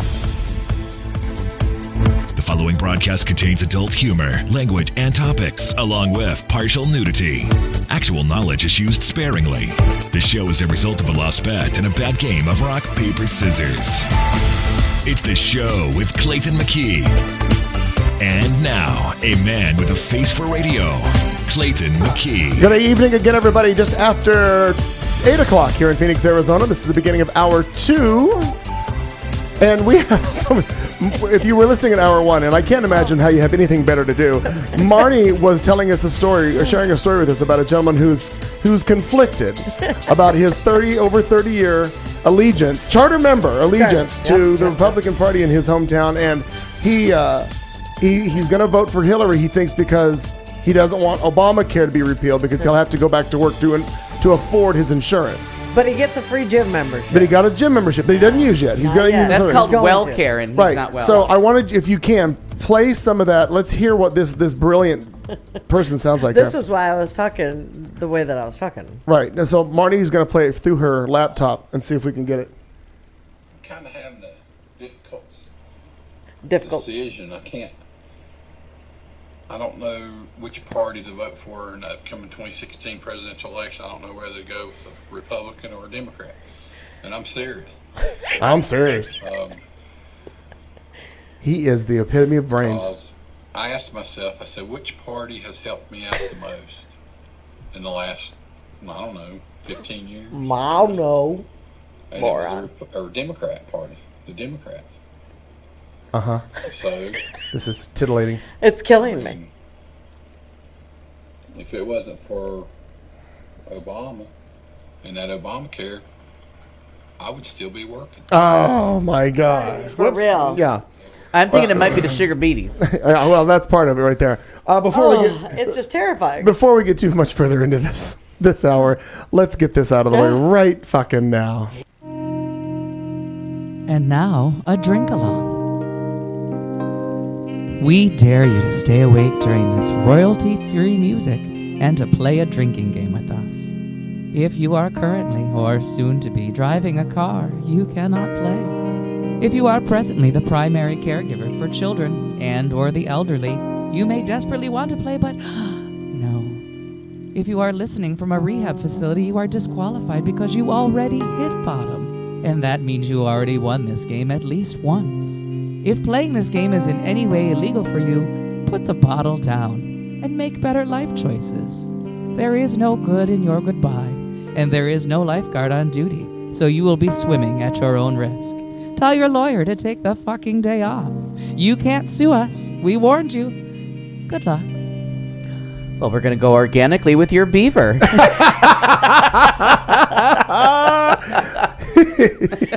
Well, I would say leave my beaver out of this, but Hey, you put it in my face. Yeah. but I'll move my beaver away from John Oliver. So seriously, the drinking word this week is beaver. Got it. That's just good stuff. So I think I already know the name of the show. Yeah. Marnie's beaver. No, hey, nice beaver. Hey, From the hey, nice beaver. from the what were those movies that Hey, is that a $2 Leslie Oh, Naked Gun, Naked 33 Gun. and Oh a my third. God. Nice. Yes. and she's like, thanks, just had it stuffed. Yeah. And she hands him a stuffed beaver. Too funny. It's good stuff. It really was when they did So that funny. little musical montage, like, and they're like all over the place in 17 different outfits, and all of a sudden it's Brilliant. phew, what a day. And they're like on the ferry at a baseball game. I haven't seen that in forever. I don't remember the ferry. But I mean, it's just there's that whole Over music here. But I montage. remember the beaver. But you remember the whole music course. montage where they're just doing everything all over the city? Yeah. And then it ends and she goes, phew, what a day. And it was clearly like different seasons. Like the montage took place over what That was. lasted all day. Yeah. Beaver with Marnie's shirt saying relax. That's Relax right. your beaver. Relax your beaver. I That's think I think that's fair. You want your beaver relaxed. I think you You don't want to do. stress. A tense beaver really does no one any favors. Really what you want is namaste beaver. Namaste. Oh. Namaste beaver. I'm afraid that might smell like curry. Namaste. Sorry, Annette. Namaste beaver. Namaste beaver. That's funny. The namaste. That's just funny to me. What do you think, John Oliver? Oh my God. She's having imaginary conversations It's with her okay. beaver. The day we knew would chatting. arrive is here. Just chatting with my beaver. It's all good. It's amazing how many times I can just throw out Nivita lines and they just go unremarked. Yeah, nothing. Not from us. Clayton and I are. I'm gonna be need on a board. strainer. No, you're not. It'll be fine. I've adopted good for you. a capture and not release program for the gnats. It's a catch and release program. No, it's a capture and don't release them. I'm concerned that maybe someone got in here. It's better if you can't see them. Hi, Harrison. This next Hi, Harrison. This next story, I discovered this at lunch today with Al. No connection to the story and Al, but I thought we in this time of elections and leaders that are out there trying to be the moral guide to people and trying to inflict all of their values on everybody, similar to that asshole. I thought we'd go down a little list of leaders who were caught being anti-gay. Or they were anti-gay on everything, but then got caught being gay. Oh. Yeah, I like to call that weird. or Caught with their Republican. beaver down. Republican, yeah. So our first caught with their one- beaver out. and I I think this will be apologize. fun because I think Al will come up with stories that he remembers about these two. So the first, Or how I had sex with all three of them. If the beaver has a beard, you won't need a strainer. There you go. I like it, Amina. Wow. I like it. hi Harrison. Does that make it a flavor saver? So we'll start with Ew. this one.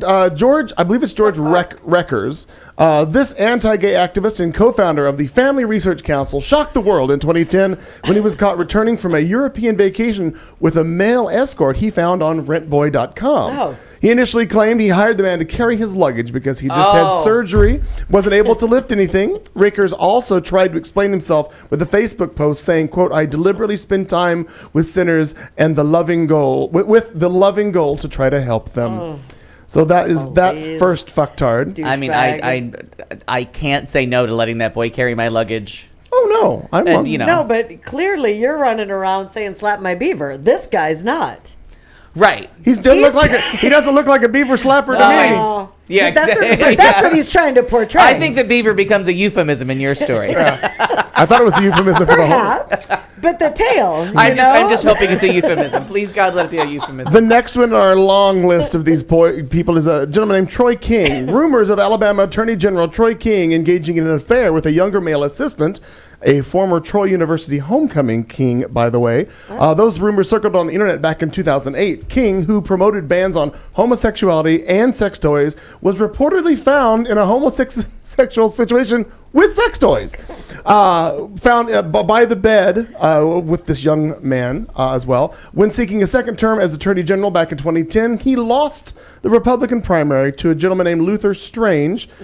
King, who did not publicly address the rumors, now practices law in Montgomery, But that's you're going to say Alabama. now practices sodomy on a professional level. No. Yes. He's given up his Olympic status in the He's sodomy. giving TED Talks on it Yeah, now. he's giving TED TED Talks. Talks. That's funny, Marty. That's funny. Next in our line of people is this gentleman. I believe his name is Richard Curtis. Conservative Washington State Representative Richard Curtis, who had voted against a domestic partnership bill and a bill that would have outlawed discrimination based on sexual orientation, was accused of soliciting sex from another man back in 2007. The man he solicited is shown there on the right. After the news broke, Curtis resigned from his seat and was quoted as saying, quote, "This has been damaging to my family and I don't want to subject them to any additional pain that might result from carrying out this matter under the scrutiny that comes with holding a public office." He claimed he wasn't gay and accused the man, a paid escort, of extortion, but later told prosecutors he wanted the charges dropped. Okay, two things. First, the one on the left looks like a beaver. Look at those teeth coming at you. Could be. From underneath the beard. Could be. Sound effects make it even worse. The euphemism goes strangely awry. And Oh, I think that's my nickname. Yeah. I'm a rye. All right. Strangely awry. The one on the right, The one on the right needs puka shells. Oh, Just to okay, complete the total sure, douchebag package. Could be. I feel like Cody Castagna claims had sex with lawmaker for money. Oh, I just see him well, as long sporting. as he got paid, because the douchebag on the left, no. yeah. Oh, yeah, that's going to take cold hard cash. A lot of cash. We're going to need that It's gonna Cayman be more than Islands account. $2. Yeah. I want my $2. I want my $50. Our next This beaver's not leaving the house without $50. I'm just telling you. our next official gonna who got happen. busted for being U.S. grant or broke. being break. gay or bi is this one. Glenn Murphy Jr., this anti-gay advocate and former president of the Young Republican National It's Federation. Chaz Bono. You can't fool me. With this guy was sentenced to 6 years in prison after he was found guilty of sexual assault for performing oral sex on an unwilling male. First of all, Two things.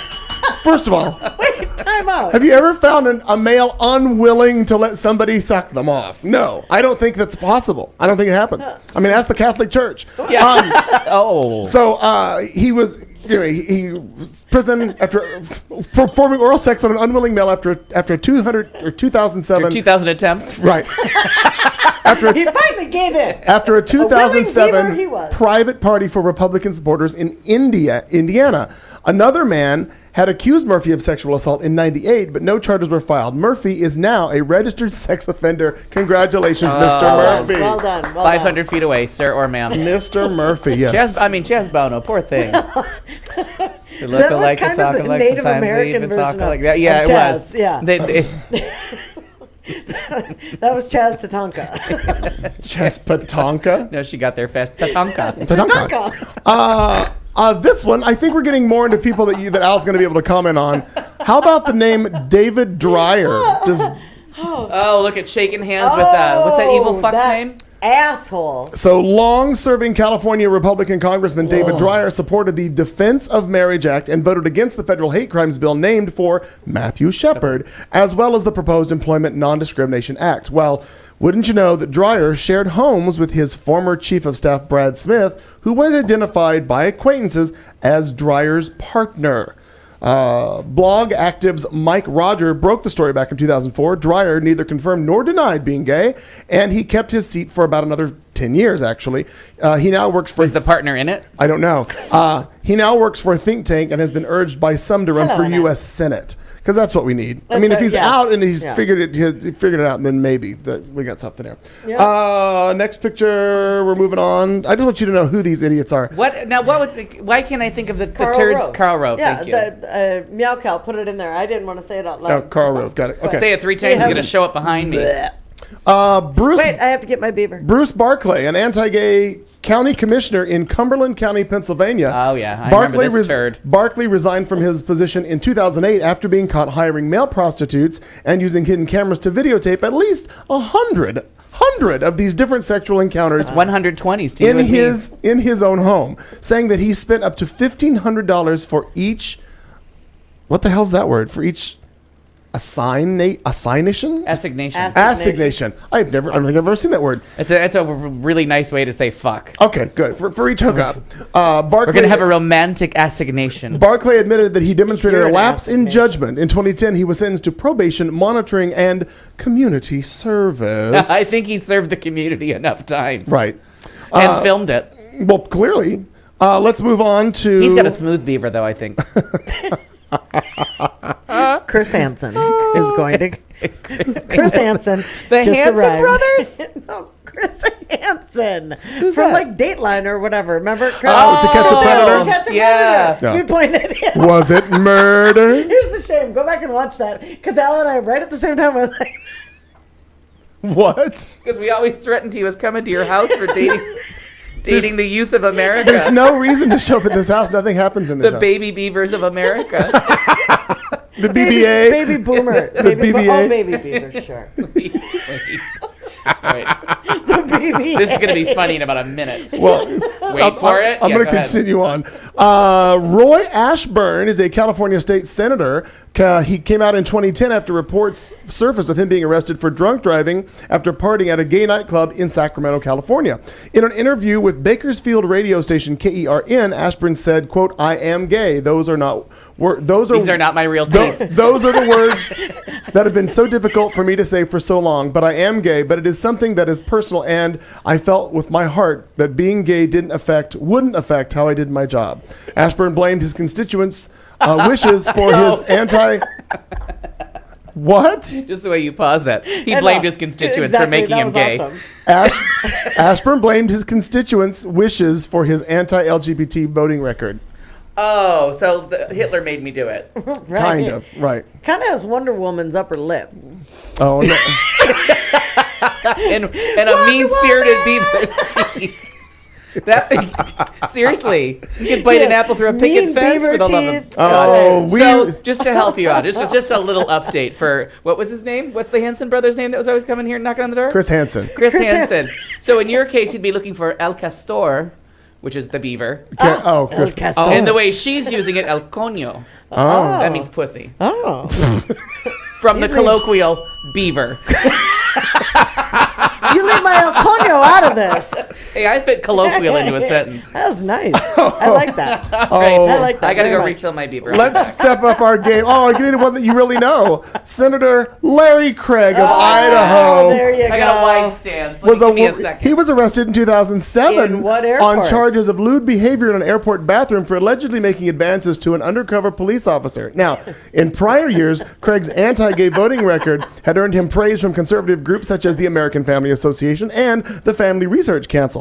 He pleaded guilty and paid a fine that attempted unsuccessfully to withdraw the plea, all the time saying that he was not gay and had merely touched the officer accidentally because of his wide stance. That's what he said he had. This was not the only time Craig was alleged to have had and he likes to pick up toilet paper off of men's room airport bathrooms. Yeah. I would rather admit to blowing a guy and licking his ass than touching toilet paper in a public restroom on the floor. Think it through. Okay.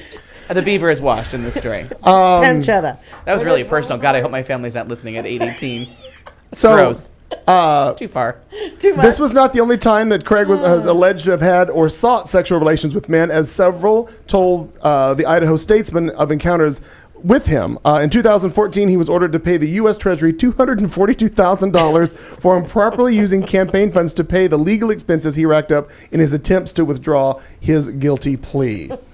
That was in the Minneapolis airport. I just want to. Oh yeah, you're right. It was. We like that. You might remember this guy? Another one. We got just a couple more to go. Well, we got several more to go, actually. I love it. Ed Schrock. In 2004, Republican Virginia Congressman Edward Schrock suddenly withdrew from his race for a third term after allegations arose that Schrock was secretly gay. Gay activist Mike Rogers' website claimed Schrock had been recorded several years earlier using a telephone service on which men would place ads to arrange liaisons with other men. Schrock, who never confirmed the rumors, had been opposed to letting gay people serve in the military, saying enlistees should be queried on whether they've had if they've had homosexual experiences because, quote, you're in the showers with them, you're in the bunk with them, you're in the staterooms with them. Yeah? And that's your reasoning, Yeah, buddy? and how horny are you? Well, he likes to be in bunks and in staterooms. Florida, dear Florida, you never give up the good stories. Florida never gives up. This prize winner, who looks similar to the guy that Marnie was showing us earlier. Oh, he does. Bob Allen, at the time, was the Florida State Representative and co-chair of Senator John McCain's presidential committee. Health food aficionado. He was arrested in 2007 when he agreed to pay an undercover police officer $20 to allow him to perform oral sex on him. $20. Allen claims that he thought the muscular officer was trying to rob him, and he offered sex out of fear.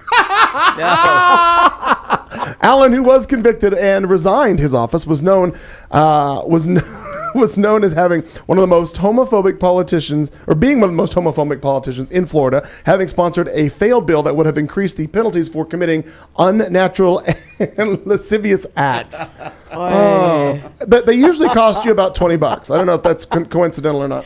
It could be. Another fucktard, Philip Hinkle, Indiana State Representative Philip Hinkle, who voted for an anti-marriage equality amendment to Indiana's constitution, was caught in a sex scandal in 2011 when he answered an ad on Craigslist from an 18-year-old named Cameron Gibson, who was looking for a, quote, sugar, S-U-G-G-A, a sugar daddy. Once the two men met at a local hotel, the young man had a change of heart and decided against the arrangement. Once Gibson's sister arrived to pick him up, Hinkle offered his iPad, cell phone, and $100 for the two to keep quiet. After leaving, the phone started ringing, and Gibson's sister told Hinkle's wife that her husband was gay, to which he responded, "Please don't call the police." Hinkle denied being gay and refused to resign his office, but he did not seek re-election the following year. How weird. Yeah, just a little scandal. I don't know what happened. Just some scandal. These people they're priceless is what Coming they are. out of the fucking beaver woodwork.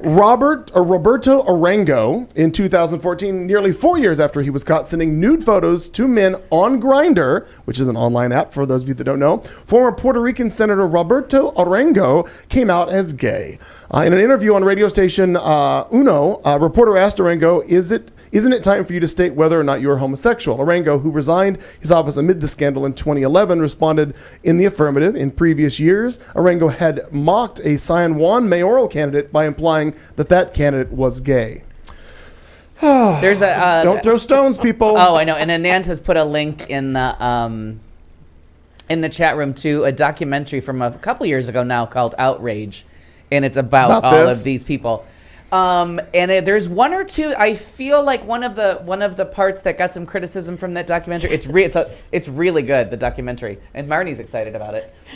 No, I'm excited because I put another link in. Oh. The 2 times I put links to the chat room, they work now. That's good. Okay. And I think I have too much open. I don't think I can open up any more. No, maybe not. Windows things. Like I think I'm full up. Is that a beaver reference? Yeah, exactly. I think my beaver's got all it can take right now. Harrison had asked about the anniversary piece, and I think that she was referring to us, so I put the link in there of the YouTube first show. Gotcha. So anyway, there is that for those that want to see that. But that movie is really good if you get a chance, and it's on Netflix screening. It's called Outrage. Randy Boning, North Dakota State Rep Randy Boning, who in April had voted against a bill that would offer housing, workplace, and other protections for LGBT North Dakotans, recently came out as bisexual after it was revealed that he had sent explicit pictures to a 21-year-old man, again, on Grindr. Boning said he voted against the bill because he didn't believe his constituents supported the protections. Quote, "This has been a challenge for me," he told the Forum, a Fargo newspaper. "You don't tell everyone you're going to vote one way and then switch your vote another way. You don't have any credibility that way." Oh, I'm sure. Oh, sure. You're full Now of this shit, one, boner. Michigan pastor Matthew McKayla recently made headlines after he was caught sending sexual messages again on Grindr. One missive, I love to make out naked, oral and massage, and I top, according to what he says. Michaela was no friend of the LGBT people, often railing against homosexuality and saying transgender people are, quote, aiding opportunistic sickos in preying upon children and others. Ooh. Oh, he's a lovely, lovely man. Amina, I love it. Boning and Dryer, sponsored by Gun Oil. Yeah. That's funny. That is. We just got 2 more to do, and we'll be done with this section. This, I remember seeing this. Ted Haggard. Oh, yeah. Anti-gay evangelical pastor Ted Haggard had a bad year back in 2006 when prostitute Mike Jones claimed the pastor paid him for sex and did meth in his presence. Months later, Haggard was forced to admit that he had had sexual relationship with a 20-year-old male volunteer at his church.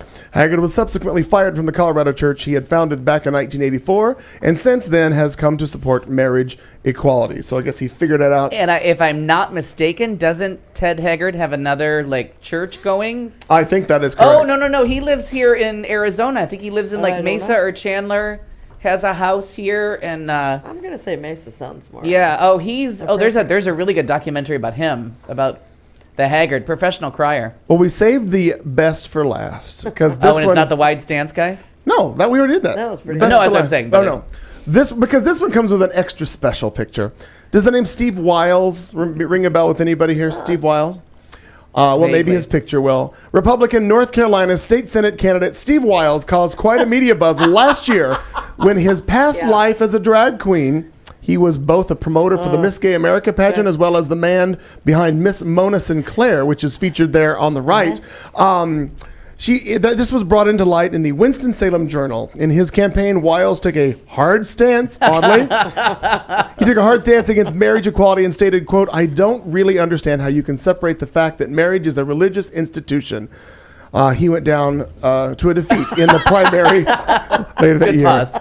But I love the fact that all these people want to fight against shit. Yes. Digital doesn't die. Yeah. I don't care. Right. That's why it's out there. Right. Every picture, everything you do, it doesn't die. No. So I don't care what you think you're sending in a secured whatever. Somebody's going to save it, do it, and it's going to pop up and bite you in the ass. Mm-hmm. That's why none of us can ever run for public office because for this show. Just for this show. Not for anything else. Yeah. There were some things beforehand that might have, played a part. Put a blemish. Well, true. Put a blemish on the beaver. Oh, a blemished beaver. Not popping his head on your beaver. No. Blemished beaver. Hey, while you're going in the kitchen, would you make sure Michael's awake? Yeah. Got it. Thank you. I want everybody to know that my roommate needed to make sure he was awake by 8 o'clock, and I have failed by 27 minutes, 20 seconds. Well, hopefully he had an alarm. He said he did. Ms. Ryer, you are up. You are on deck. Well, ladies and gentlemen. Of the jury. Boys and girls. Yes. Children of all ages. Oh. Sarah Palin, still a cunt. Yes. Logic and reason are proud to bring you the demise of the former half-term governor and Tea Party flunky at the hands of one of the most beloved figures in science education. In the red corner, weighing in with an IQ of about 78, a failed career in politics, another in journalism, and just about the dumbest person ever to grace the national political stage, Sarah Palin. And in the blue corner, weighing in interesting, educated, and respected with 2 knockouts against, I'm going to get this all wrong, but Cuckoo Ken Ham and the pure fiction of creation, Bill Nye the Science Guy. Oh, Jesus Christ. I don't know if you guys had heard about this, but... We did this story last week, didn't we? No, I didn't. No. I swear we did this. Continue on. Okay. Or I just read it to myself. And might have. Because I had it last week, but I never did it. because didn't I did the story about the fact that they were going to both be featured in a Did you do it 2 weeks ago when I wasn't here? I've never heard this. About the documentary that they were eventually they were going to debate, and then that didn't come out, and then they're going to be they're going to be asked questions on a global warming. Correct. Go ahead and do it again, because because they may have. No. Go right ahead. Go right ahead. I thought it was last week. Yeah, no. That's right, folks. two giants. Well, one giant and adult are going to join a panel to discuss the new crapumentary being produced by science deniers on behalf of billionaires, energy companies, and their stockholders to argue the case for and against climate change.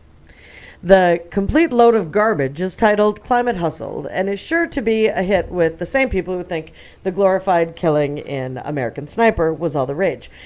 After the initial screening of the film, which will be seen in hundreds of theaters by thousands of idiots, the panel will convene to debate the issue of climate change. Not to discuss what can be done about it, but to discuss if it is as real as 95% of scientists worldwide say it is. Bill Nye will, of course, be championing the cause of fighting climate change as a real enemy of not just Americans, but the entire planet, while Palin will be joining a bunch of people on the payroll at Koch Industries, ExxonMobil, and BP. Palin is expected to come up with several word jumbles and at least one incoherent drunken rant. She's also expected to come equipped with the ability to invent statistics on the spot and wink at the crowd with a hearty "you betcha" when she's backed into a Drill, corner. baby, drill. Oh, for God's sake. Soccer moms and all. Bill Nye will have a lifetime of knowledge and the support of the scientific community, along with anyone with a moderate sense of reality and the ability to Google. The event will take place on May 2nd, and you can bet your proud clinger bitter slingers that winning Democrats will be right there to cover it, which is where I'm getting this from, winningdemocrats.com. An update is that Variety have updated their reports to note that the panel will feature clips of Bill Nye. Unfortunately, he won't be appearing in person because why would he waste his time? Yeah, exactly. I mean, for real. You're bitter So clingers. anyway, if you had done that, Clayton, it would have been 2 weeks ago. When Then maybe it was. Yeah, Maybe it was. but I do not remember But that. that is one of the funniest things that I had seen. You got to be kidding me. Got to be kidding me. What a fucking moron. She's that going to come up with many word jumbles. An incoherent I enjoyed that. ramble. That is one beaver that needs to go back in her hole because it's over. No. Yeah. She just Or needs to keep chewing on the wood. Keep chewing on the wood. Todd's wood. Todd's wood. Just keep chewing on Todd's wood and shut the fuck up. Oh, my She needs God. that beaver needs something in its mouth. I do want her to pee in the cup and find out her alcohol level because she is trashed. Or chemical imbalance. One of the two. Yeah, that's true. It could be All pills. Can we work up a panel of blood work on her? It could be pills. Yeah. We have a heavy medicated beaver over here, ladies and gentlemen. Who's now going to speak to you Stupid beaver. in rhyme? In rhyme. Stupid It's some beaver. sort of Right. She's throwing bars. She's rapping. That's Yeah. what she's doing. Bitter clinging. I know that you guys. This is a happy story. When I found out about this, I was happy but sad all at the same time, and you'll understand why in just a minute. We all know of Sam Sui, the YouTube star, singer. He produces a lot of music and writes a lot of stuff. cutie. Cute guy. The singer's music videos and covers have gained him a host of loyal followers since joining the video sharing website of YouTube back in 2008. But he has not spoken about his sexuality until now. I believe it's Advocate Magazine that he talked to. He said, "For those of you who are curious, the answer is yes, I am dating someone. I have not really talked about this kind of stuff, given that this is a coming out video of sorts." He posted a video online. I want to say very clearly that waiting to tell you guys about this does not mean that I am ashamed of anything. The YouTube star revealed that the man he's dating is fellow musician Casey Breves, who has collaborated with Sam in previous videos. He continued, "I'm incredibly proud of who I am and I'm very proud of my relationship with Casey because he is amazing. Also, while confirming their relationship, Sam also revealed that the two singers are planning to get married very, very soon. Now, if you don't know who we're talking about, Sam Sui is pictured here. He's the one in solo on the left-hand side of your screen, and there he is with his, I guess I would say, fiance potentially in the other picture. Such a cutie. What? Seriously. I was happy for him, and it was all good, and I figured I knew this already, but now I realize that I've missed another chance. Yeah, another window closes. Damn it. Another beaver runs the other I direction. love Sam Sui. He's a great singer. He can play almost any instrument. He's a great production person. Him and his collaborator Kurt Schneider Okay. is another cute kid, but they have produced and done some amazing videos. If you don't know who I'm talking about, look him up. It's Sam Sui, and that's spelled Tsui as his last name. All over YouTube. The first thing that really broke him out many years ago, what was her name that had the show Bonnie Hunt. Bunny Hunt. Mm-hmm. He was discovered on YouTube. He did a video in his college where he went in and he did a Michael Jackson medley, and they shot the video, and he sings all of the parts. Yeah, like 7 on or 8 stage, different parts. right, simultaneously at the video editing. And it was so he got fame initially because him and his friend Kurt Schneider produced this video.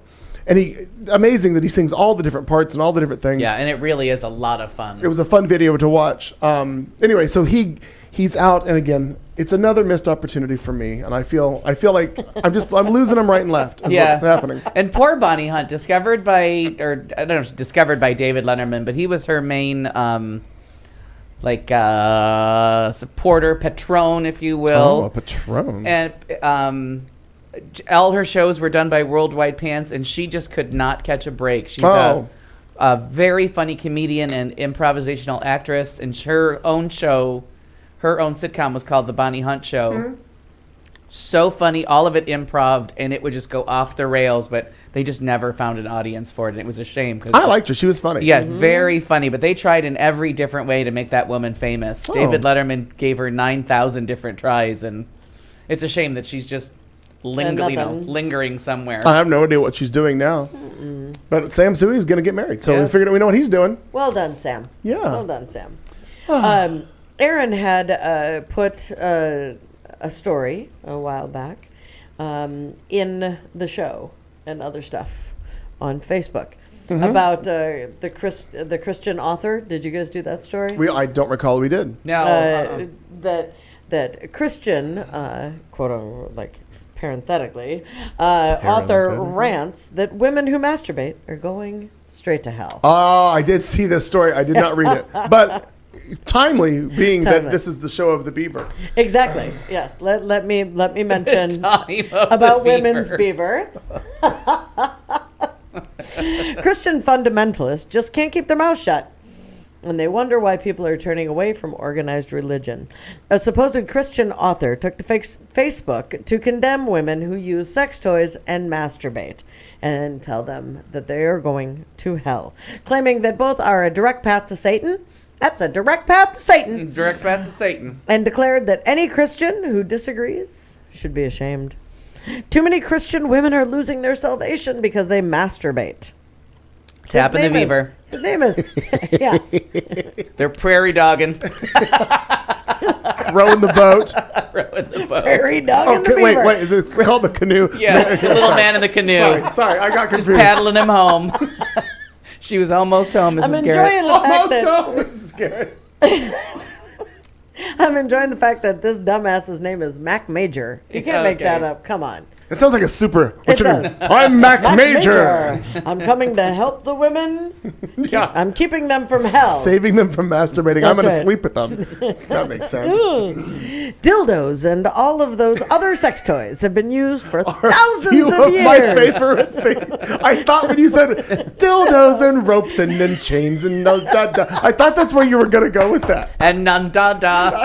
I don't know. I couldn't think of other toy names. I was going to shove this Nandada up inside me, but I couldn't identify it. Hey, I couldn't leave your Nandada away from my beaver. You have to do it slowly. Fair. That's fair. You have to do it slowly. I can't draw a picture of it with a crayon. I don't want it near me. I don't want it near my beaver. Petting the kitty. What if you move that goddamn cat? Meow. Dildos and all of those other sex toys have been used for thousands of years in demonic sex rituals or Saturday. It's one of It goes by so many names. Saturday night demonic sex rituals. Yeah. Well, Lesbian, nun, tomato, tomato. It's all the same there fucking you thing. have it. It's one of the main ways ancient pagan societies worshipped their demonic gods. take this, you demonic god. Oh, Jesus! me too. I'm Thank you, almost God. there, Satan. I'm almost there. Masturbation is a direct path to Satan. Whisper something dirty in my ear, Satan. I can't finish. I can't hear you. I can't hear you, Satan. I got to bust a can't catch. hear Hurry this you. up. Who's that? That's what I said to my last trick. Hurry up. I got to bust a catch. Are you through yet? Put the 20 on the beaver. Yeah. Pin the 20 on the beaver. Well, Oh my God. according to Mac Major, there's nothing normal about masturbation, and shame on any Christian who says so. Hypocritically enough, Major seems to only take issue with women achieving sexual pleasure Of course. Yeah. by themselves, hence course. masturbation, while the whole point avoiding of- the topic of male masturbation. That's the whole point of female genital mutilation, Mutilation. is because they shouldn't enjoy sex. Absolutely. They don't want them to do it for any other reason than to procreate or give the man pleasure. Now, if they would put their thinking caps on and figure this all out, Is that a rubber? no, that a no, condom? no. Once on Oprah years ago, I heard it called a Jimmy hat, and it always stuck in my head. No, that Oprah was having some discussion, and some guy in the audience referred to a condom as a Jimmy A hat. Jimmy hat. Yeah. A rubber well, Jimmy you're hat. Johnson. Yeah. You're Jimmy. Anyway, if they would think about this, the women are actually helping the whole anti-abortion cause. Because the more that they do it themselves, self-inflicted orgasm, if you will, If you will. it's All right. it's one less chance that we have Judges. of having to have an abortion because they were doing the $20 pay to pay, pay to play whatever, and yeah, get somebody. If you get Johnny up in there, the risk. It's just Johnny there's- hat check. She's saving lives. Is what she's doing. She really is. I appreciate your thinking. That's what I think of every time I do it. I'm saving lives. Say- I mean, Thank you, Sam Jesus. Thank you, Suey's Jesus. not going to stop by anytime soon, so I figured. Well, this Mac Major goes on to warn Mac Mac Major warn on his blog that women are inviting demons into the world by masturbating. Many of you who are reading this have sex toys in your possession right now. Beavers, alert! Beaver, I'm holding my beaver. And whether you I want can see to your accept hands. it, well, maybe. Oh, well. And whether you want to accept it as a fact or not, those sex toys are an open portal. That's my new favorite. I Yeah. think. It's an open portal El Cuño. between the demonic realm and your own life. As long as you have those sex toys in your home, you have a doorway that can allow demons to not only access your life at will, Well, how big is your beaver if but you've got also a doorway? that's a huge beaver. My God, that's a teleport. Girl, you got a big beaver. Girl. Girl, Yes, queen. girl, get out that beaver. Baby got beaver. You guys gonna do some sort of I like big beavers. beavers. I can't- No. And here's why.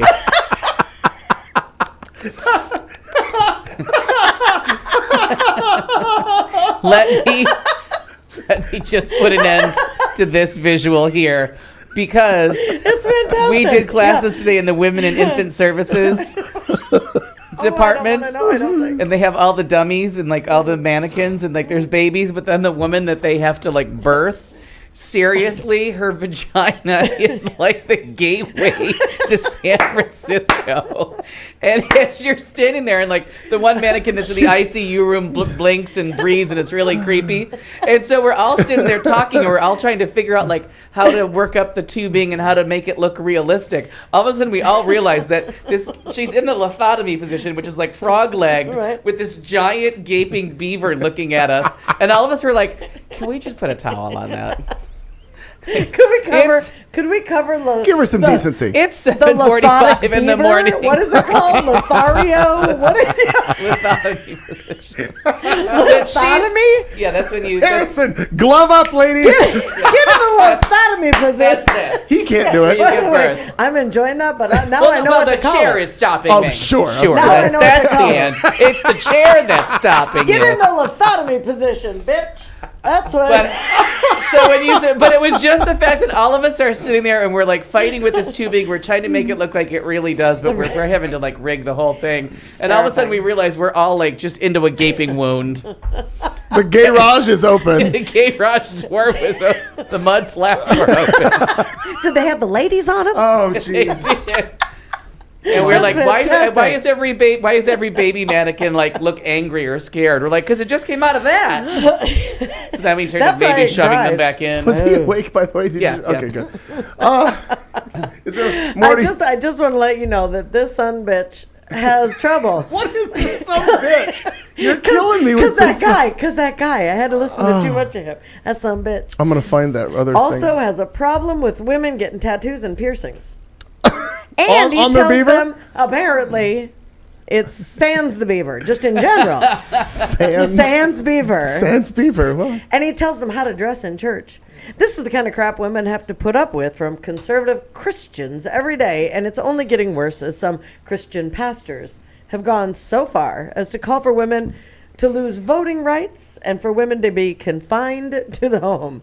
Now, I'm not sure if that's John Kasich or not, but I'm not sure yet. Again, Yeah. it's bewildering how these same Christians can complain about dropping church attendance and fail to see that they are the ones causing people to walk away from the church in the first place, heading with their beavers out straight to hell. Wait, and that's I still, just added that last part because you know, that it's really makes pregnancy sense is to me. still described as your time of confinement. Like I think it's your estimated date of your EDC is when you're going to give birth. Like they still call it that. Like, and when I was in nursing school, I'm like, really? Yeah. We're not going to up you're actually going to update pass that. those initials on to us. You're not going to be like, well, here's a funny story. They used to call it this. Now we call it your pregnant time. Like, Right. come on, we don't need these funny terms. So now, Katie June is in her time of is confinement. in her time of confinement. and she's literally confined because she Confined, yes, can't she get. sure is. Yeah, she's. That poor little But thing. not because she's. God knows she has enough sex toys at that house, from what she said. Okay. Well, I'm saying that's what she She announced. did. She did overshare with us that you were correct. A lot. Estimated date of confinement. They still call it your EDC. That's pretty interesting. I've never heard that. Oh. Like, what the fuck? I mean, Have you ever heard that, Beaver? What about you, Mr. Oliver? Every time you say some bitch, I think of. some bitch. Every time you Some say bitch. that, I think of this. I think. Oh wait, I think of the fucking Smokey and the Bandit movie. You son of a bitch! You get down, boyfriend! You gonna wait till your grave! Jackie Gleason. Yep. Quit calling me Pa, and I don't think anything as stupid as you sprung out of my loins. You your ass in molasses! Some bitch. Some bitch. Some bitch. I have to. I never enjoyed the Honeymooners, but I always enjoyed the Smokey and the Bandits because I enjoyed the Honeymooners. he was just funny. Yeah, he was. And yes, I mean, I think you are correct. Shaving a beaver does mean preparing oneself for hell. Yes, it does. It's judges? just. It's like packing a bag. We allow it. We Yep. allow it. Yes. We accept. It's like packing a bag. You're preparing. that's you're your getting yourself analogy? ready. Yeah. Sure, sure. Throw Shaving things the in, beaver. shaving the Yeah, beaver, it's like- throw some stuff in it, get on the Where are you plane. going? Well, I'm shaving the beaver. You gonna be gone long? So 3 guesses. One of them's hell. HE double hockey stick. God. Oh, okay. Oh, and everybody masturbates. When you meet someone that says they don't masturbate, you just also met a liar. Or people that don't know how. You stumble across it. I mean, stumble they don't across offer a course. All of a If a sudden, good breeze comes up, you figure out that the pants ripple against your business is gonna. What if I do it myself? Yeah. What if there's no breeze? yeah, Oh, that's interesting. gotta figure that out. Well, Excuse me, I'll be in the bathroom with my laptop for a minute. Now the breeze. I mean, now you can cheat and find out on YouTube, but breeze would have affected me and most other men at No, about you cannot. in their early teens. Now a fucking hurricane could show up and I wouldn't even give a fuck. I mean, it's like, Right. is there gonna be beer or drinks Right. after this is over? Because I don't really care. I feel like he just confessed to a whiskey dick to us, but I'm not sure. I'm not sure what just happened, quite frankly. But I'm gonna go with Other good news. The Zoloft got you down. Do you find there's less lead in your pencil? that. Do you like the color blue? Have you lately been humiliated in the art of love? Do you agree with Bob Dole on some things? One thing? Don't have much wood for the beaver. Lay in the wood to the beaver? Oh. In another feel-good story, President Obama made history yet again by making the rate for Americans without health insurance reach another historic low. However, you wouldn't know about it because virtually none of the mainstream media have talked about it on any level. I hadn't heard about it until I read it. Until it gets said at a Trump rally, you never will. Right.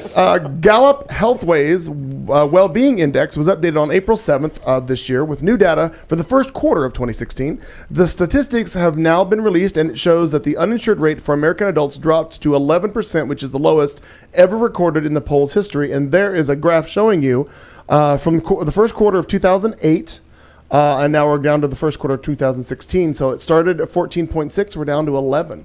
And strangely, Wow. the unemployment rate has gone down as well. So the job killer thing doesn't hold up. Water. Yeah. I got a funny meme from a Republican acquaintance of mine. And he sent it to me with this like shitty ass look on Obama's face, and it listed all these like statistics of like the actual numbers of what the real unemployment rate was, and the number of people on food stamps, and like split up families. And it gave a I can just look at it and tell you about it. I don't really need to like try to remember it. So let's go live to the phones there, Bill. Jeez. What do you think, Beaver? So it was, where'd it go? Oh, that's embarrassing. It disappeared. They retracted it. I wish I had the I'm sorry. Maybe it's just on my phone. the theme from Jeopardy to play while you were looking for something. No, you gotta send money. You gotta send money to that fucker. That dead guy gets money. Okay. What dead guy? Merv Griffin. He wrote that song. Oh, sorry. I Seriously, thought you were talking made $1 billion off of it. So it's called the Obama Real Number, 7 years.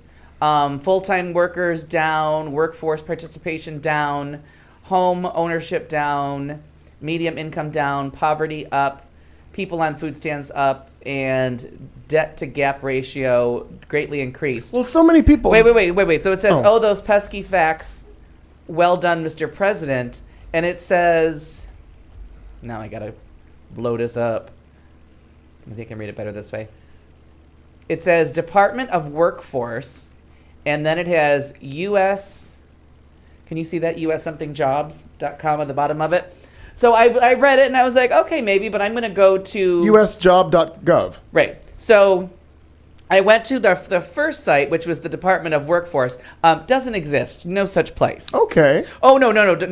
usjob.gov. No such website. Doesn't work. Doesn't exist. So it's not a real source. So not a real source. So then I go to the Department of Workforce, and if you pull that up, it takes you right to a study out of Utah, a very conservative state. Mm-hmm. And everything on the page is just optimism. They have and strangely, Utah has one of the lowest unemployment rates in the country. I think they're down to like 4% or something. So it's just a glowing report about the state of Utah's economy. So I replied back to my acquaintance. I said, fact checking. What is this usjob.gov? I tried to vet these statistics and the link isn't real. So then I put it up there to fuck him up. And then I told him, and here's a little page from the Department of Workforce. It's in Utah and has some pretty optimistic reports on their economy, just saying to vet these. And then he sends back, yeah, I couldn't find any of those either. So he sends me a shitty meme Right. off the fucking website that he doesn't even check himself, trying to be like fucking with me. I'm like, come on. I've been told of late that I'm too, what's the word? I'm too controlling or something. They used some word, I forgot what it was, in regards to every time something pops up, and I try to be very steadfast in vetting stories. If I find a fact, or before I post something, I try to vet it. Sometimes late at night, if I'm a little buzzed, I might not vet as well. But that's when I maybe not at my best. right. Maybe. But what I find interesting is people keep reposting shit that is wrong. Right. So Right. I then will follow up and I'll repost it. By the way, here's the link showing you that this is false. Please take it down. And they're like, well, why would I take it down? It's funny. No, it's not. You're just spreading misinformation. It's not funny if it's wrong. Yeah. If it's a lie. And I know that Because you're I not have laughing. that- That's the other thing. But the issue is that there are other people that will read it and just take it. Yeah. At face Right. value. They do. And then I Right. see multiple people sharing and then I have to follow because I am friends And then with they'll multiple tell you later, people. well, I read that, the unemployment rate is really, what does Trump keep saying? 48% that he heard. Oh God, you got to find that quote from him where he says I the don't unemployment rate is really more like 20. Actually, I've kind of heard 36, and then maybe it could be as high as 42. So they had an twitchy. Her beaver twitched. Frightening. I got a jumping beaver Yeah, over here. she got bugs I in the got beaver. a twitchy beaver. Bugs in the beaver. I got a natty beaver. Oh my God. Nutty beaver. That's worse by like a million Is there a times. cream for that? A salve, an ointment? So he says this stuff, and luckily CNN was like, "All right, we gotta talk about this bullshit because there's people believing it." Right. He's like, "What would our actual nation look like if there was like 40+% Oh my God. unemployment?" There'd be rioting on the streets, Right. just people living Well, in ditches. if you go back to the Great Depression in the 20s, what was the unemployment rate then? I'd like to know what that it was number in is. the 20s, I think. I think it Okay, was like, so we would be back to Depression time. no worse. He's No, saying no, it would 40. be Yeah, worse. exactly. Yeah, Right, no, but we would be like double it. yeah. It's Dublin. We're Dublin the No, beaver. double. Oh, Dublin the beaver. That's Irish. But that'd be. He's just a fucktard. But it is just funny. But he just makes it up, and you can Oh, hear yeah. him in his head. Like it was kind of like, oh God, in the Manchurian Candidate when they're asking the senator, like he's got to tell them exactly how many communists are in the Congress at the time, and he's like, I don't know. They're like, well, Here. you keep saying you know, and all of a sudden he looks at a bottle of Heinz ketchup and he says 57. There's 57 communists in the Oh. party. Wow. Oh. Yeah. What you got, Marn? So I'm just looking at the unemployment statistics. Are you able to see them or no? Yeah, where does it get percentage of labor force? So it gets as high as like 17. Oh, there's a 21, a 24, a 23, right before the New Deal. Yeah. But that goes into the highest at 24.75 is 1933. Right, and then like they built the Empire State Building right in here. So that's what they were talking Okay. about today on the news. Like in the almost the height of the Depression, in an effort to like get jobs, they built the Chrysler Building and the Empire State Building. Like as Thereby a monument. saving tons of people. Yeah, getting people families. jobs. Got it. Unbelievable. Marn, have we beat that story of yours up enough? Are we good? But he's including So? like children. So to get to this number, it turns out he's including like newborn babies. Right, everybody. Right. People that just. But that's scary. That 40% of unemployment is Yeah. kind of below Kenya's. Like, Oh my gosh. Yeah, isn't Tie a that- boulder around his neck and push him over the Golden Gate Bridge. Oh. it's a wish waste of the somebody Golden would. Gate Bridge and a perfectly good Well, boulder. A good And you boulder, know- right. Exactly right. Can I have the chain back? Also, we don't need to pollute the waters anymore. Yes, no. You know? No. He'd fart his way to the surface. I mean, you're funny. That's true, yeah. And our final story in the headlines before we do our crossover and into Al's entertainment section, which I'm sure you've got a lot to do because a lot of things are going on. Twitter, which isn't known as a platform for slow burn comedy, but one man named Marcus LePage has broken the mold by leaving his account dormant for almost 7 years just to make one amazingly funny joke. So he started in April of 2009. He posts this. He posted, he's one tweet, April 2009, I'm going to go to sleep. He posts this on Twitter. So seven years goes by, and he posts, fuck, I slept in. 7 years later. Damn, did I not get back to you? Oh, when I read, I thought that was pretty funny. is funny. Just maybe he forgot that he had a Twitter page. I don't know, but that was just funny shit to me that he did it. Slow burn comedy. Good stuff.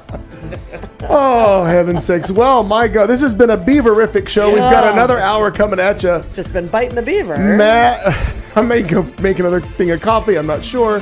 Al's going to come back in just a moment. We've got entertainment coming up, and then we'll talk about other shit we want to talk about because we can. It's our show. It's our 40th year anniversary, and we're doing it tonight. One girl down. Kat Carlson is out doing other stuff, but Marnie, Al, and I are here to get you through it. So stick with us. Thanks, everybody in the chat room. We'll be right back right after this on Q Talk America.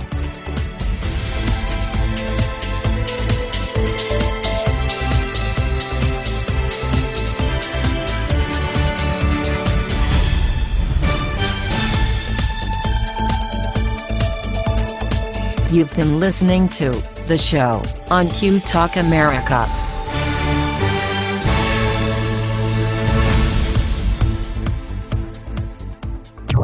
This is Q Talk America. The following broadcast contains adult humor, language, and topics, along with partial nudity. Actual knowledge is used sparingly. The show is a result of a lost bet and a bad game of rock, paper, scissors. It's The Show with Clayton McKee. And now, a man with a face for radio, Clayton McKee. God damn it. Hi, everybody. Welcome back. It is the beginning of hour 3, or again, as I've said before, some people call it the last hour of the hostage crisis. Everybody in the chat room is very chatty tonight. Thanks, everybody. Nat, Amina, Mama Di was in there earlier, Joe D. So many people were in there just having their own little conversations, and we're glad you listened along to us. Thank you so much. Do what? Anant, here's a thoughtful vulgarity question. Oh, well, you can pose it to us here in a second. Right now, I'm going to get ready to go make a cup of coffee, but before we do that, my God, it is time for Al Perkins' very own segment we like to call entertainment. As soon as I get down there. New Girl's been renewed. We have updates on Serial, which I think Amina and I are listening to. Orphan Black is back. I have the answer to the Republicans' question of how they're going to win the White House. Veep starts. The girls of Broad City have a new show on. Doris Roberts is dead, and a hot black guy's getting a new job. And entertainment. Oh, I like how you segued that last one. I enjoyed that. I'm going to go get a cup of coffee. I'll be back. I read what I wrote down. I'm like, what the fuck does that mean? Hot black guy gets a new job. A 10-inch job. Yeah, 10-incher. What? Don't put that near my beaver. So let's start with this one.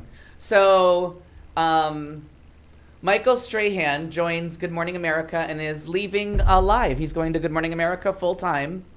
I just love Michael Strahan. Oh, I do too, and Yeah. and I think he's really fucking hot. Because I saw You've mentioned that a I time saw or two. Magic Mike 2. This time it's personal, which Because of that. yeah, flood. This time we're flooding the basement. The beaver nearly drowned. The beaver's drowning. Yes. It's a faint smell of wet beaver in the air. Well, That, Michael Strahan. and he came on and danced, and he was just so fucking Yeah, hot. you couldn't quit talking about Oh, that, quite yeah. frankly. That was a lot. I Yeah, still no. haven't seen it. Excuse me But- while I take my laptop into the bathroom. Correct. Lock the door. The Hall of Famer has been doing, he was from the New York Giants. Hall of Famer had been doing guest spots on GMA for the past couple years, but the move will pave the way for a permanent position, and that shift will happen in September.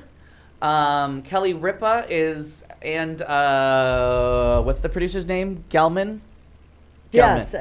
I guess this was a top secret deal, and they didn't find out till like a half an hour before he announced it on the air. Oh, no. And they're very sad because I guess Kelly Ripa didn't know about Regis leaving either, and she was Oh, kind of that's weird. blindsided by I thought that Yeah. had been made into a big thing when he was leaving. But his announcement, he didn't give her any warning. So over the past 2 years on so GMA, not like Star Jones. no.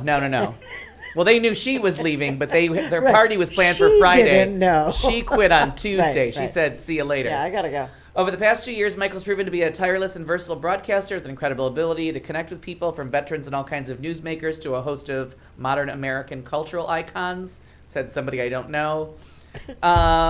Live, which he's on with Kelly, will kick off a search for a new co-host when the new season begins in the fall.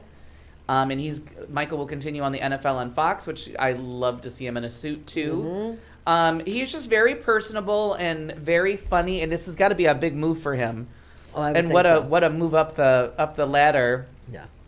from a delightful. And I always think ABC owns. No, because they play opposite The View in a lot of markets. So I think, and one of the networks actually owns Live, even though it's syndicated, they own the rights. Oh, like, okay. Like The View isn't syndicated. The View is an ABC show. It's not a syndicated program. So I don't remember, but this is a big deal because now he's in part of the the news entertainment division. It's a good career step for him. It is, and he's just he seems super down to earth and funny as hell. And a delight. And I was really kind of like, why would you have him on this talk show? Mm-hmm. And then I was sold in a hot second. Yep. And you can go with whether he's a beautiful man and he's this and he's all of that, but his personality is fantastic. Mm-hmm. Everything that he presents is just very funny and very kind. Yeah. He seems very, very kind. And did I mention I find him incredibly really fucking attractive. Production company is ABC. Oh, so it is ABC Productions. ABC, okay. And because I know that they can... Michael Gelman, by the way. Yeah, Michael Gelman. And they always call him Gelman. Mm-hmm. So now they're saying that maybe Kelly Ripa will go with another woman. And they might try to get a little bit of that. Yeah, they might try to get a little bit of that Hoda, Kathy Lee energy. Sure. Which I'm sorry. High full circle. Full circle. Yeah, unless Kathy Lee, the wife of the most famous New York Giant. Absolutely. Back to a New York Giant. And I can't remember what I was going to say. But, so if she gets another woman in there, they're going to call it Live with Faith and Hope, like her TV series used to be? Oh, I love that show. Because I love what's her butt Murphy. What was Murphy? Sherwood Forrest. I know Corky Sherwood Forrest.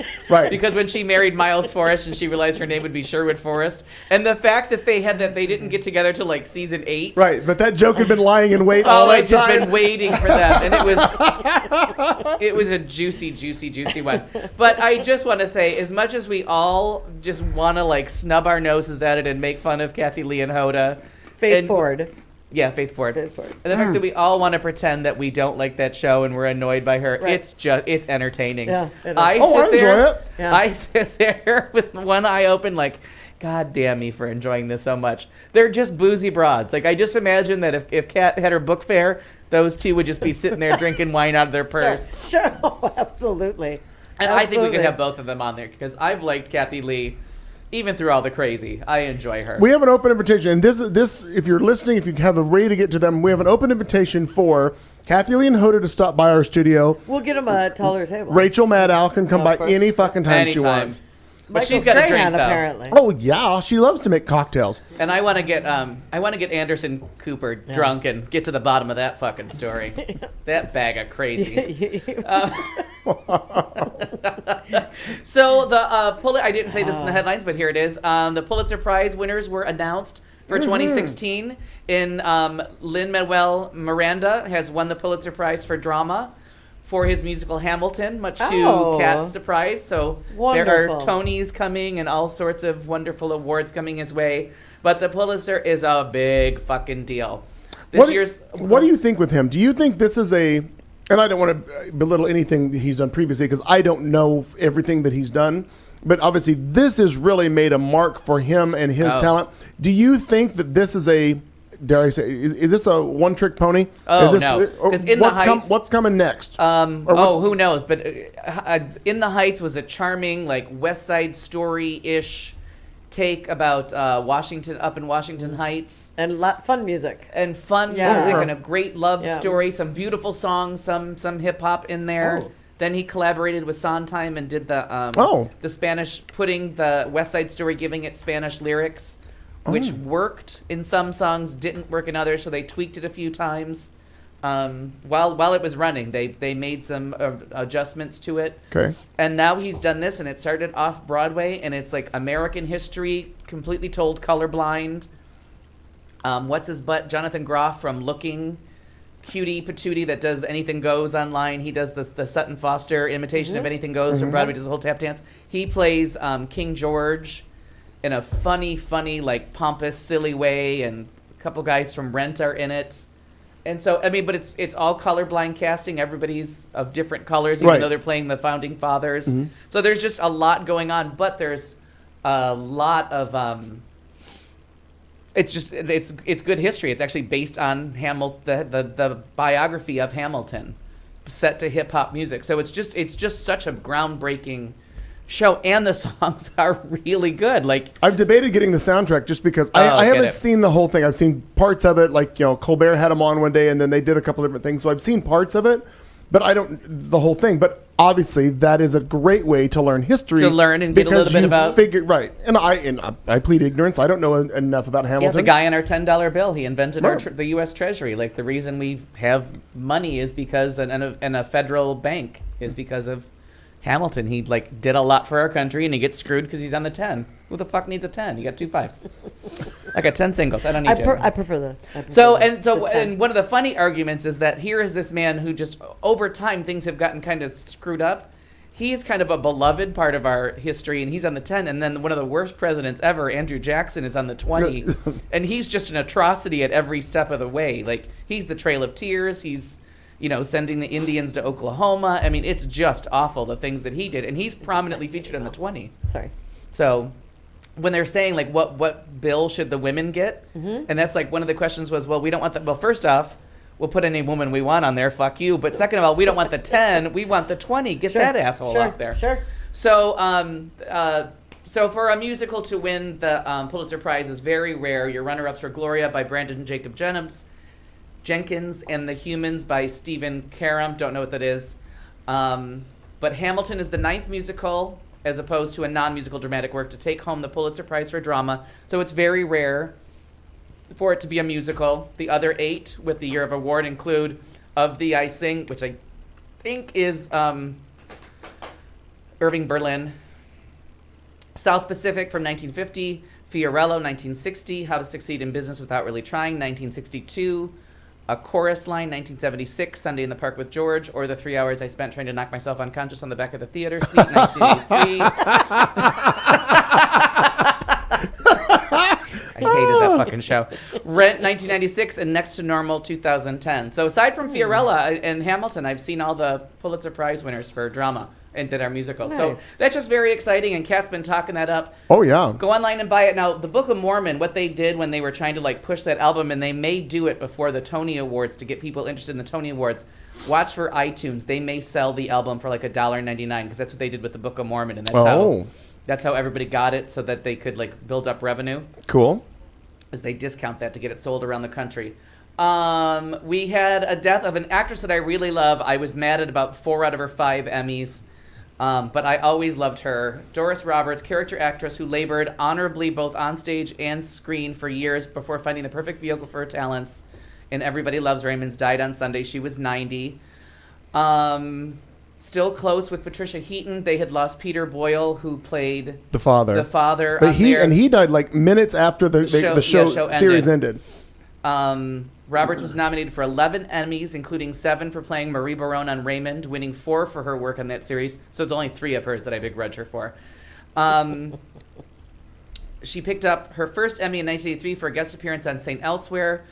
She did 5 overall. She was, if you watch the show Angie in the 70s, she was Angie's mom on that show. She was on 9 million sitcoms that lasted a season or less. The funny thing is, even back in Angie, which was in 76 or 7, somewhere in that area, yeah, she looked the same. She looked like that character. Yeah. Even at that, what is that, 35 some odd years ago, she looked exactly the same. I said she's like Elaine Stritch. She looked like an old boozy broad in 1971. Right. So, and she kept playing the fact that she made it through 2012, 40 years later, she was still pulling off. She was also in a couple episodes of All in the Family where one was titled Edith's Night Out, where Edith goes out on the town and this is one of the women, friends that goes with her. Yeah. But yeah, you're right. She was in everything. Character actress for so many years. Years. Donna Pascal. Yeah. And the funny thing is, I forgot if Donna Pascal was the name of the character, then I realized it's called Angie. Yeah, I think it's Angie. Right. So Donna Pascal played Angie, right? And he was her mom. And God, I can't think of the name of the guy who played her boyfriend. He was in Airplane. Robert Hayes. Robert Hayes. Yeah. Yep. So I just looked because that Deborah Lee Scott, who had played, was it her sister or whatever? Oh, in the series? Yeah, I didn't realize that she had died. I didn't either. She was on Welcome Back, Kotter. Kotter.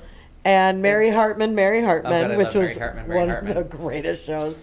And she passed. I didn't realize that. Oh, yeah, she was 2005. on Too Close for Comfort, too. Yeah. Oh, Yeah. wait, Yeah. which one? The But blonde not or Deborah, the blonde or the brunette? The brunette. Oh, no, she wasn't on Too Close. I'm thinking of thought she Deborah was. von Furstenberg or whatever her Right. name is. Okay. No, that's not her. Deborah Lee Scott is... She's on everything you mentioned except for Too Close for Comfort. She's not one of the two Oh, daughters. I thought that she was. Okay. But if you go to that show and look up the That's cast, what you'll I'm see gonna who do. you think you mean. Yeah. Okay, so Robert's...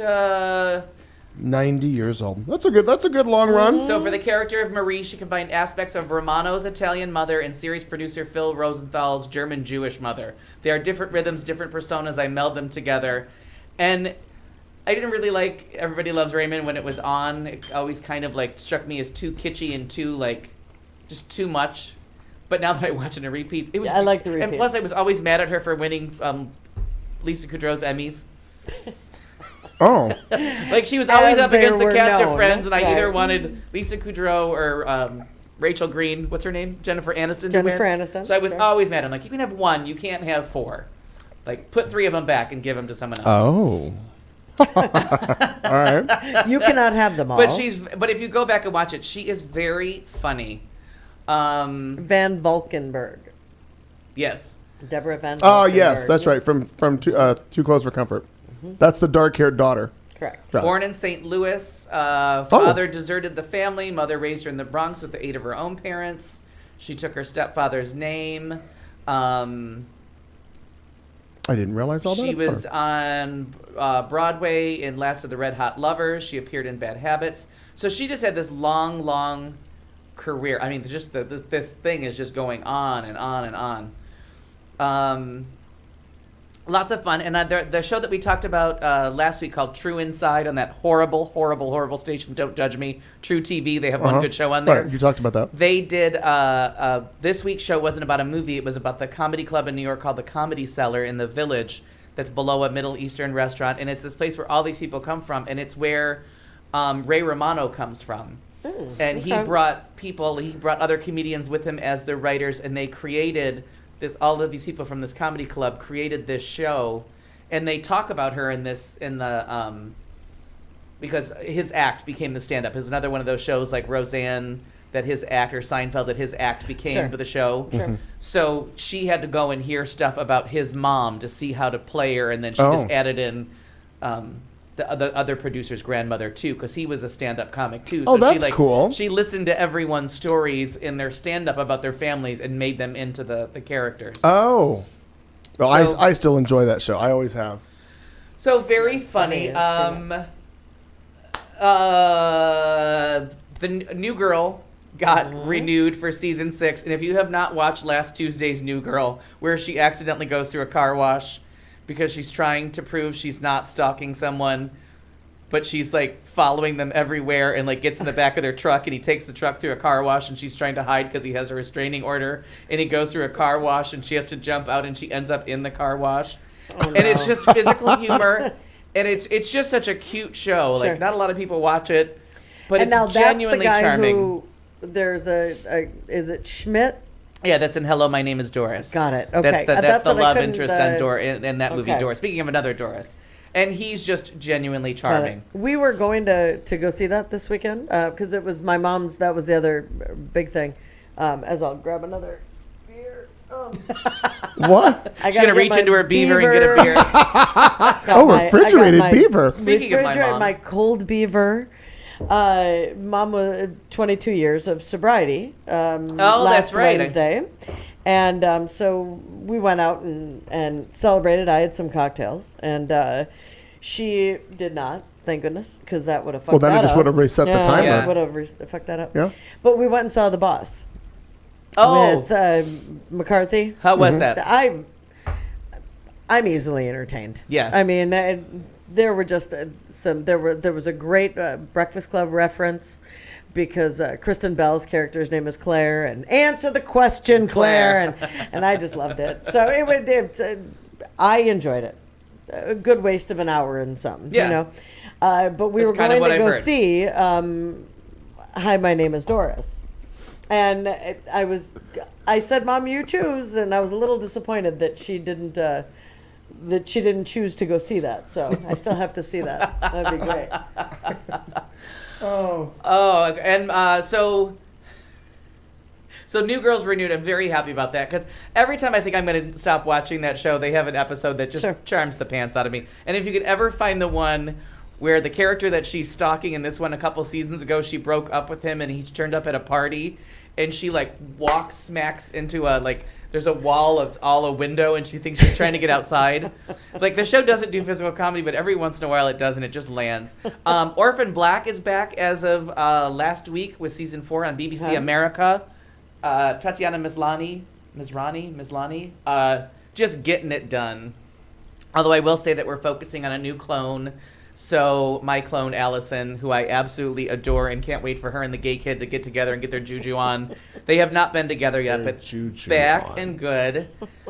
Serial season 2, I think we talked about it last week about Bo Bergdahl. I finally got to the end of it. I spent some quality time, possibly recuperating from a hangover. Possibly. Oh, no, it was my stiff neck that I had nowhere to go. I was enjoying my coffee and Advil dinner. Okay. It's part of the food pyramid. Look closer. It's got a beaver in there. It's right near the picture of the beaver on the food pyramid. Near the top of the pyramid. What an amazing series that was for season 2. Fascinating story, fascinating ending. Still with that, I'm not going to take a side that drives me fucking crazy. Yeah. That you're left with this open question. And I have to say, there's one, and I think I may have said this last week, there is one story that he tells, and his reaction to it, not only I can hear myself picking that part out of that story and being, how sometimes I find the one thing to focus on and I get really pissed off about that and I lose sight of the bigger picture. Not you. Never. I've never heard such a beaverific thing in my life. Like, all of a sudden I'm going to go on for 17 hours about the cows that need milking. I've never heard it. When talking about a vegan. I've never heard it. But he just focuses on this one thing. And it really was, and you realize, like, there's a little touch of mental illness there. Okay. Maybe a little bit. The fact that he was, discharged from the Coast Guard because he couldn't make it through boot camp in the Coast Guard, but then miraculously finds his way to the Army because during the surge, they were pretty much taking anybody who walked up to the door. So maybe he slipped through the cracks, and maybe this is someone who they shouldn't have put into a stressful situation. But how much vetting do you do of someone's mental health before you send them over there? Is this a reason why we have so much PTSD in our returning soldiers? Like, is this something that we should, or should we just stop going to war, which I think would be the easiest thing? Better thing. But it really is interesting to decide, like, did the Army make a mistake? Did he make a mistake? Was this just a really misguided thing that he did, hoping for something more noble? Was he in cahoots with the Afghans? I don't believe that part at all. That part doesn't make any sense. I agree. Or there's all those conspiracy theorists that say that in the one video, the girl taking the video is pregnant and he converted to Islam and he married this girl and got her pregnant, and now he's like, people who clearly watched Homeland watched that one video and got a whole story. Cause I read the comments behind it and I'm like, okay, you people fucking crazy. Like, how you got that she was pregnant, that was his wife, he was now practicing, which, good on you. You've been captured, you're living with these people, perhaps it would be good to observe their religious customs. There's no harm in that, but very strange. So this is going to maybe sound silly, but is there any kind of a, I want to say Stepford, and that's just not it, when someone had, like Patty Hearst had, and the Stockholm syndrome. You don't know. He pretty much lived in a cage and was let out for videos, and when they found out, sounds like that. Right? No, but that part about him being like changing religions, no one knows. That's just something they said about. But just Stockholm kind of thing. No, but there's no proof that he ever did anything like that. He just gave proof of life videos. Like, there's nothing of him like robbing a bank with a beret and a machine gun. Like, they're just like your dog. It's just really nut jobs watching a YouTube video and adding all this context. You're like, where are you getting that? Here's a scenario. Let's make the guy taller and let's. But he really does have to say things like, Americans are killing us over here. Get your, there's stuff that clearly you're gonna say when you're held hostage. Doesn't mean you believe it, but you're gonna spread the propaganda. But and the fact that he was so fucked up mentally that he couldn't see his family for a really long time because he couldn't talk. No one had talked to him for years. Right. He was left alone. He doesn't speak their language. They didn't speak English. There was almost no one to communicate with. Okay. And they didn't start feeding him till right before they realized they were going to do the exchange. And so the whole politics of the exchange and who these 5 people are, it's riveting. Okay. Well, how did he survive the previous 5 years if they just started feeding him? Well, I don't understand that. No, part. he was very thin and frail and like really on the verge. And the last proof of life video is when they decided it's now or never because he's dying. Oh. And then when everyone agreed to it in secret without Congress, which is something that Obama did, that, you know, bad optics. Whatever you're doing, you do have to do it secretly. You can't trust the Congress. You do it secretly, but it just doesn't look good. Mm-hmm.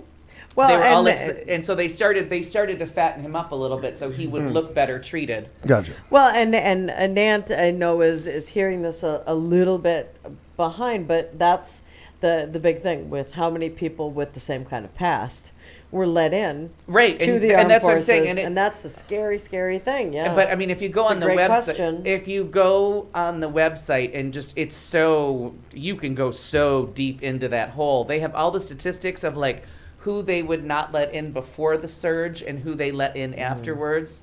Like that's frightening. all the different kinds of histories that they were like, no, you can't serve. That they were like, come on in, because they needed to do the surge and there was no one left. People had been on like 4 and 5 tours, so it's very interesting. Get on Serial at pbs.org, I think it is, or serial.org. And it's You can get the- SER, not CER. Right, Serial. I'm assuming that Right. you know the difference Want to between make sure homonyms. people understand. Yeah, You can get that podcast.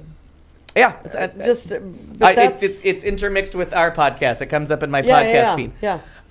But I just found it fascinating from every angle that she investigates it from. And one of the optics that comes off as really strange is when he comes home and they didn't plan on any kind of a ceremony, but just out of nowhere, the Bergdahl family was in Washington, D.C., like working with some congressmen, doing some sightseeing. They were there when they were announcing that he was being released to Germany. Oh, okay. And then they were just going to do a press release, but then the people that worked so hard to get him released were excited. They thought, oh, this is a great chance to get the photo op with the family and do it. And then all of a sudden it was a nice day. Let's do the Rose Garden. And it just spiraled into this, making him into a Bigger hero. thing. And then Susan Rice, who should never be allowed on Sunday morning chat shows because she always fucks it up. Okay. From Benghazi to Bergdahl. The bees are not her area. Not her thing. And she says the wrong thing on the air on a talk show, and it just gives everybody and it was bad optics, and it was really bad soundbite. What did she say? She called him like that he served with distinction and he was a hero, and that just set everybody off. Like he was a deserter. Right. Like almost there's no way to not paint him as That's a deserter. right. She was the one who was painting that picture. But she only said one people. sentence, but they just crucified her for Okay. it. She said it on Okay. one show, one sentence. Got it. But it was like, oh, that's just don't. Okay. But she was talking about someone in the service. It's just what you normally but say. was it because of that it became? Is he a right? hero? The or rose is he Rose a- Garden was the Okay. wrong place to do it. Her comment on Sunday was the wrong time to say it, And then that just blew up. and it blew up, and okay. everybody was insulted. But it's Okay. it's riveting. So Serial season 1 was really good. Season 2, and people were telling me that it was better, and I wasn't believing them. I didn't see how it could. Sure. Riveting. Okay. The girls from Veep starts this weekend. That we will not Excited be. about We that. will not be on delay. Will not be missing that. No. Oh, what's his butt's not in And the room. that's the thing that was funny to me about the boss. Jonah is in that. Oh, God damn it! I didn't know that. He's in it with the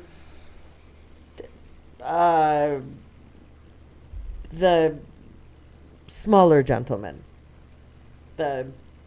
Peter Dinklage. Thank you. Oh, okay. Are you sure going that small? I'm like, but yeah, I couldn't think of his name. Anyway, he's so the two of them with how tall and Oh, and yeah. how short. It's very funny. Oh, the Cloud Botherer. That's my favorite nickname on that they call him on that show. So in honor of 420 Amina, tomorrow the girls from Broad City, because tomorrow night is the season finale of Broad City. And then they start, in honor of 420, it's called Time Traveling Bong. And according to them, it's just off the rails, stupid, offensive as is everything they do. But they had so much fun doing it, and the review of it just said, just sit down, smoke a bowl, laugh your ass off. Like, they're just crazy. So Time Traveling Bong. That was your thing that I made you type when we were in the car today that said 420 Comedy Central. Yeah. It's on Comedy Central. I don't think. I think it's just the one girl. Now that I think about it, I think it's just the one girl, and I don't know their names on Broad City, but I think it's Alana and I can't remember what the other one's name, but only one of them's in it. So that's it. So then we're gonna finish this off with how the Republicans could win the election. I shared this at brunch yesterday. I wrote it down, so in case somebody comes on the news and says this, it came from me. I have proof. It's written down. It's time-stamped. Fair enough. It's time-stamped. Trump takes the nomination. Cruz stops fighting and agrees because if the Republicans keep up their delay of the Supreme Court, Okay. they promise Cruz the seat on the Supreme Court because he's Harvard law educated. He's argued many cases. Jesus, that I know, just gave me but an upset. Oh. But he is legitimately qualified to serve on the Supreme Court and fulfills their conservative agenda. And then you make Rubio the vice presidential nominee, and you are locked. You have Florida. You got crazy pants. You have young people, and you get Cruz out of the way by promising him what he probably really wants and can have the most effect on the Supreme Court. And I think if the Republicans listen to me, they have a really good shot with that trifecta. Why don't you shut the fuck up? I know. I said it out Stop loud. talking. This show will be redacted for future listening. Could you just hold it off until it came to me like a dream? But I have to tell you, I think it's genius. I think they should be sitting down in a back room and hammering out that deal, and I don't see who goes away mad. I don't like the sound of any of it. No. But you got to admit, it's genius. You got to give me that. It's twisted. Well, yes. I just don't even. I can't even think about it, quite frankly, because it gives me stress. Is it Alana Wexler and Abby Abrams? Yeah, Alana and Abby, and I think Alana is the time traveling bong, and Abby's not in it because I think one of the things that they talked about is how will the world deal with both of them apart. Played by Alana Glazer. Yeah. And Abby Jacobson plays the role of Abby Abrams. Yeah. That's it. So fucking funny. That show is just it's just workaholics with girls in it being the same stoner pigs that the guys are in Workaholics. It's sophomoric, it's dirty, it's a delight. I giggle through the whole thing. Which is beautiful. So, I think I have his question, but I have to find out. And yeah, I think I have an Ant's question. And Sarah Ramirez, I'm not sure if she pings your gaydar because plays a lesbian on. Amina has from day one said things about Sarah Ramirez. Oh, she's gorgeous. She's gorgeous. Doesn't matter what it is. She's all of a sudden like Sarah Ramirez. And I would like to. I have listened to Mina. I would like to be a bougie bitch and tell you that I saw her the night before opening night in Spamalot, her big star turn, where she was discovered. Bougie bitch. And we standing room only for the night before opening night with Eric Idle, where you are. It was me, Rob, Eric Idle, with not Chevy Chase, Dan Aykroyd and Donna Dixon sitting in the seats in front of me, and we just laughed our asses off. And she got like 4 standing ovations in Spamalot. And everybody was like, that's a big fucking star about to happen. And then she went on a dumb TV show and played a lesbian doctor. Sure. It's kind of a waste of all that woman can do. Okay. She is phenomenally talented and so sweet because she stayed afterwards in the in Schubert Alley and signed autographs the entire time. Nice. Like everybody, I mean, people wanted Eric Idle's autograph and David Hyde Pierce was in it. And I mean, it was a big cast, but she stood there all alone in her glory and like signed everybody just knew like you gonna be a big star, and she won the Tony like 2 months later. Oh, just an amazing talent. Yeah, and she is very very. And pretty. She's very beautiful. Yeah, she's Sarah Ramirez. And I can't think of where she's from, but boy, does she gives you all the R's.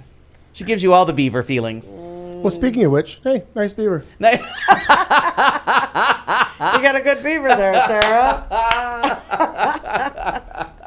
Atta girl. Mazatlan. I'm going to show you this one too because this was posted by a friend of mine on Facebook and it made me laugh because it looks real, and then when you read through it, you know those memes like how many people remember these different TV shows back when you were a kid or whatnot? Well, how many of you remember looking at all of these networks? Oh. Pornhub. Wait. Because I wanted Nickelodeon, Disney. Pornhub. That made me laugh. How many of those pictures did you want me to get? Oh, I didn't. I just thought that was funny because of the 420. So Okay, because I have more than I need. I'm sure. Yeah, that's fine. That's fine. I just So thought in that New those York, were- it's now 420. So as the United States He's and united. the Americas start to celebrate 420, a happy one to you all. And a happy one to you as well. Yeah. A happy one. And so thought that we should share some. We're high on these trippy 420 gifts. Oh, okay. April 20th, or 420, hasn't become a gift-giving day on par with Christmas or Valentine's Day yet. And we're the but poorer for it. that possibility doesn't seem like just a pipe dream anymore. But As more states legalize marijuana, more entrepreneurs are trying to get some green by marketing products to stoners and potheads.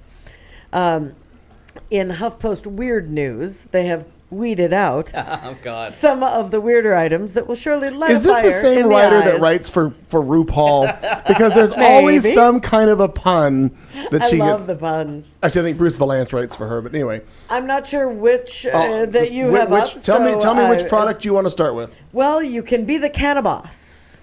The first one that was on there. Is that the suit? The suit? This one? Be the Cannabis. Look up at the... Oh. Come on, that's ridiculous. Get it. Got an important date at 420? Show up in style with this pot leaf decorated suit. You'll be the Cannabis. And that's not just a pipe dream. Halloween costumes, you can get that for $99.99. I can't You imagine. can, well, perhaps you don't know. It's a little busy. It's a little busy. A little. I don't What- mean to criticize. Maybe. What about the coffee mug pipe? Boom. This is sort of the Reese's peanut butter cup of pipes. It's two great tastes. I can't look at that. It's Pot too tempting. and coffee. That's how I will that end up go great homeless. together. Stoners can drink coffee from the mug part while smoking their cannabis Stop. from the mouthpiece. You have to get in that the picture handle. away. Isn't science great? I am Al powerless. will never leave home. No. Zangproducts.com, $49.99. Coffee and pot. Al is finally Sold. happy. I would never talk to anyone again unless you were bringing me more pot or more coffee. And in case you need to go out on the town and you would like to have a find more drink pot or with coffee? you, no, you can get, but you're not a coffee drinker, but you like tea. There's the cannabis infused tea. That's a shitty shot for this product. Anyway. Yeah, it is. I agree. Cannabis or iced tea is a great thirst quencher, but Jane's Brew puts the THC in tea. Jane's Brew. Oh, that's good. Mary That's good. Jane's Slip Brew. that in. That's It good. comes in three flavors: black, unsweetened, and of course smoky. green. Smoky, I forgot to clean out the bowl. Only available in California. Tar flavored. HouseofJane.com for $15. Tar flavor? What'd you say? Oh, and yeah, it's a long story. So I just thought some of these were That's- just I mean, very it- cute. There's the But could you imagine with that iced vaporware tea? hoodie. Because all you would just have to drink that on the toilet. Correct. Because you're kind of stoned, you're kind of thirsty. You quit drinking iced tea that gets you more stoned. That means you have more caffeine and more water. Just sit on the toilet. Well, if you Just ever keep your are beaver out above riding an outlet. if you're ever out riding your bike and you're chilled, you might need your vaporware hoodie. Oh no. Go ahead and look up. She doesn't understand how this works. Oh, I Want do. to get a hit without having to reach into your pockets to get the vape? Just- The vaporware hoodie is for you. The hood is a special vape system that will hold e-juice, oil, wax, or dry herb. Then you just reach and suck on what it looks like a hood lace. It's kind of like a camel Camel back. back, you yeah. get, and you get stoned to the gills. Thank you, science. Go to Native Roots Dispensary for $120. Serves too. Serves too. Or you can just, if you want to get, if there's the masturbation church, the Church of the Masturbatory Hell, you can get the bong belly ring. Oh, why? Well, because he said no piercings, no tattoos. So but you have the bong belly ring. Some people like to pierce their bellies with jewels or simple metal studs. Others, Stupid. I like need a those who dollar bill are by really that for into the perspective. wacky tobacco, will probably enjoy this stony stud that includes a miniature bong. No, the bong doesn't actually work. Yes, it would be cool if it did. You can go to overstock.com. Because I mean, if that's for at your belly button, you're gonna have a $8.89. bong right by your beaver. Well, maybe somebody wants to go down Your and beaver's smoke gonna be that bong. You're gonna be crazy. Your beaver's gonna be wanting some Fritos later. Now, I think we should actually get this. The Drunk, Stoned, or Stupid board game. Oh, wait. At some point in your life, you will probably do something that will make people question whether you are drunk, stoned, or stupid. Now, that Oh my embarrassing God. question has been turned into a board game. Hopefully, you won't be too drunk, stoned, or stupid to understand the rules. Go to drunkstonedstupid.com. We can get the game for $15, and we'll have that next week. Oh my God! We got to make that a game. We're going to You got get to it. tell a story, and you got to say if you were, because some of them I'm just genuinely stupid, perfectly sober. Well, maybe that's a new segment. Thought you Drunk, said stoned, falling. or Drunk, stoned, or stupid. stupid. That's that's And good. the funny part is we're going to play this game with somebody who's never been one been. of those things. Right, that's true. And I'm going to eliminate drunk and stupid. Well, there's also the Stoner Puzzle Stash, an activity book for the high-minded. I could not imagine being stoned and doing a puzzle. That would be like eternity. That would be very Because funny. time goes pretty slow, but if you add a puzzle to that shit, damn. It's a An pot-oriented. activity book for the high-minded. It's a great way to occupy your time until you're ready to once again operate heavy machinery. And word search. I can only find the word cat. Just cat. We can get, if we want to listen to some music, the Reefer Blues CD. Adults only. Women cry for it. Men die for it. The Reefer Blues. Vintage songs about marijuana. Guess what? College freshmen. You aren't the first to discover the joys of combining marijuana and music. So we can get that at overstock.com. Oh, and I have to tell you, just in honor of 420 tomorrow, they did a off Broadway 15, 20 years ago. They did a musical version of Reefer Madness. That is just one of the funniest fucking things. And somebody filmed it. Like at one point it became I don't know if it was a cable movie or a regular movie, but I have it on DVD. It is one of the funniest fucking things that's ever happened to have that movie set to music, and it's got Anna Gasteyer. And she has one of the funniest musical bits in that movie that almost makes you shit your pants. I can't. Oh my God, we have to find Anna Gasteyer singing the song. Just find her singing the song where she just screams something out and like somebody drops a glass of milk across the street and a cat screams in the distance. It's priceless. It is one of the funniest things. I got to see it on stage years ago, and then when they did the movie, you're not prepared. Well, and there are other board games. Utter Nonsense board game, maybe one of the weirdest board games we've ever seen. Perfect for stoners. Players choose a variety of phrase cards that they then have to perform in a wacky accent chosen by the judge. We could totally do this. Oh yeah. It would be like crime scene footage. And yes, many The of only the accent I can accents do is designing women, but are we're gonna do it. inappropriate. It's hilarious trying to say a phrase fit for a valley girl in the accent of a grandma or a chicken. The costumes are simply representative in this picture that are not included. It's at utternonsensegame.com. $25. The Chronic Cellars wine. Wine and weed go together quite well, but most wineries don't necessarily want to play up the symbiotic relationship. So you can go to Paso Robles, California, and chroniccellar.com. $14.99 to $26. Chronic Cellars. Purple Paradise, Paso Robles. And it's a lovely place to visit. Sofa King Bueno. So fucking bueno. Anyway, I just thought that these were very funny. That's delightful. And for 420, the Lord of Cannabis board game. I mean, there are all kinds of things that we can wacky tobacco board game. And it looks like isn't legal weed going to be on our ballot in November? I believe so. If you want to watch marijuana porn, Al, it's right here. 14 Porn's pictures better on marijuana too. of marijuana porn. Oh, Laura should hear about that. I'll have to send it to her. Oh, that is Anyway, funny. very funny. The end. All right, give us a dance break and then we'll. Okay. Oh, we'll do that. And I got to dump a bug. Now, I'm not sure what he means by that. Night, Harrison. We're gonna do a couple dance breaks. So stand by. We'll be right back. If you think it sucked so far, just wait till after this 30-second dance break. Well, the squirrels are back in the attic.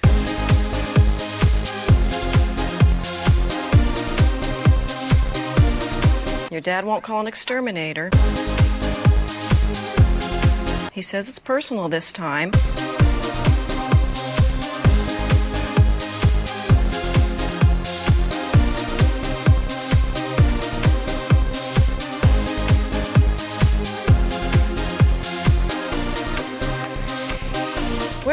you. It's very loud there. Are you taking a Zumba class? What's this? It's a 30-second dance break.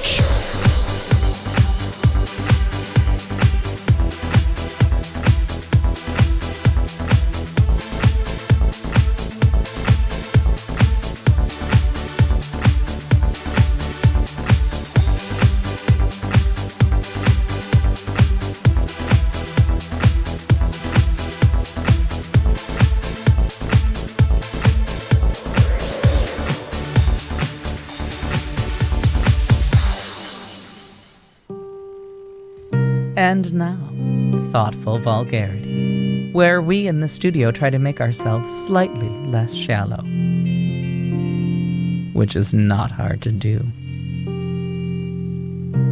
We will ask one question of the panel while fucked up drunk, because you know at home how well it goes when important questions come up several hours after alcohol has been served. Politics, religion, why not? What could possibly go wrong? Who could you offend? Good luck. Well, we'll do a Nance question of why do we think everyone's so obsessed with perfect bodies and like ideal images and stuff like that? I've been obsessed with that since I can't tell you when. I got up at no. Go ahead. No, I was fucking around because I have such a We like nice things. perfect physique. I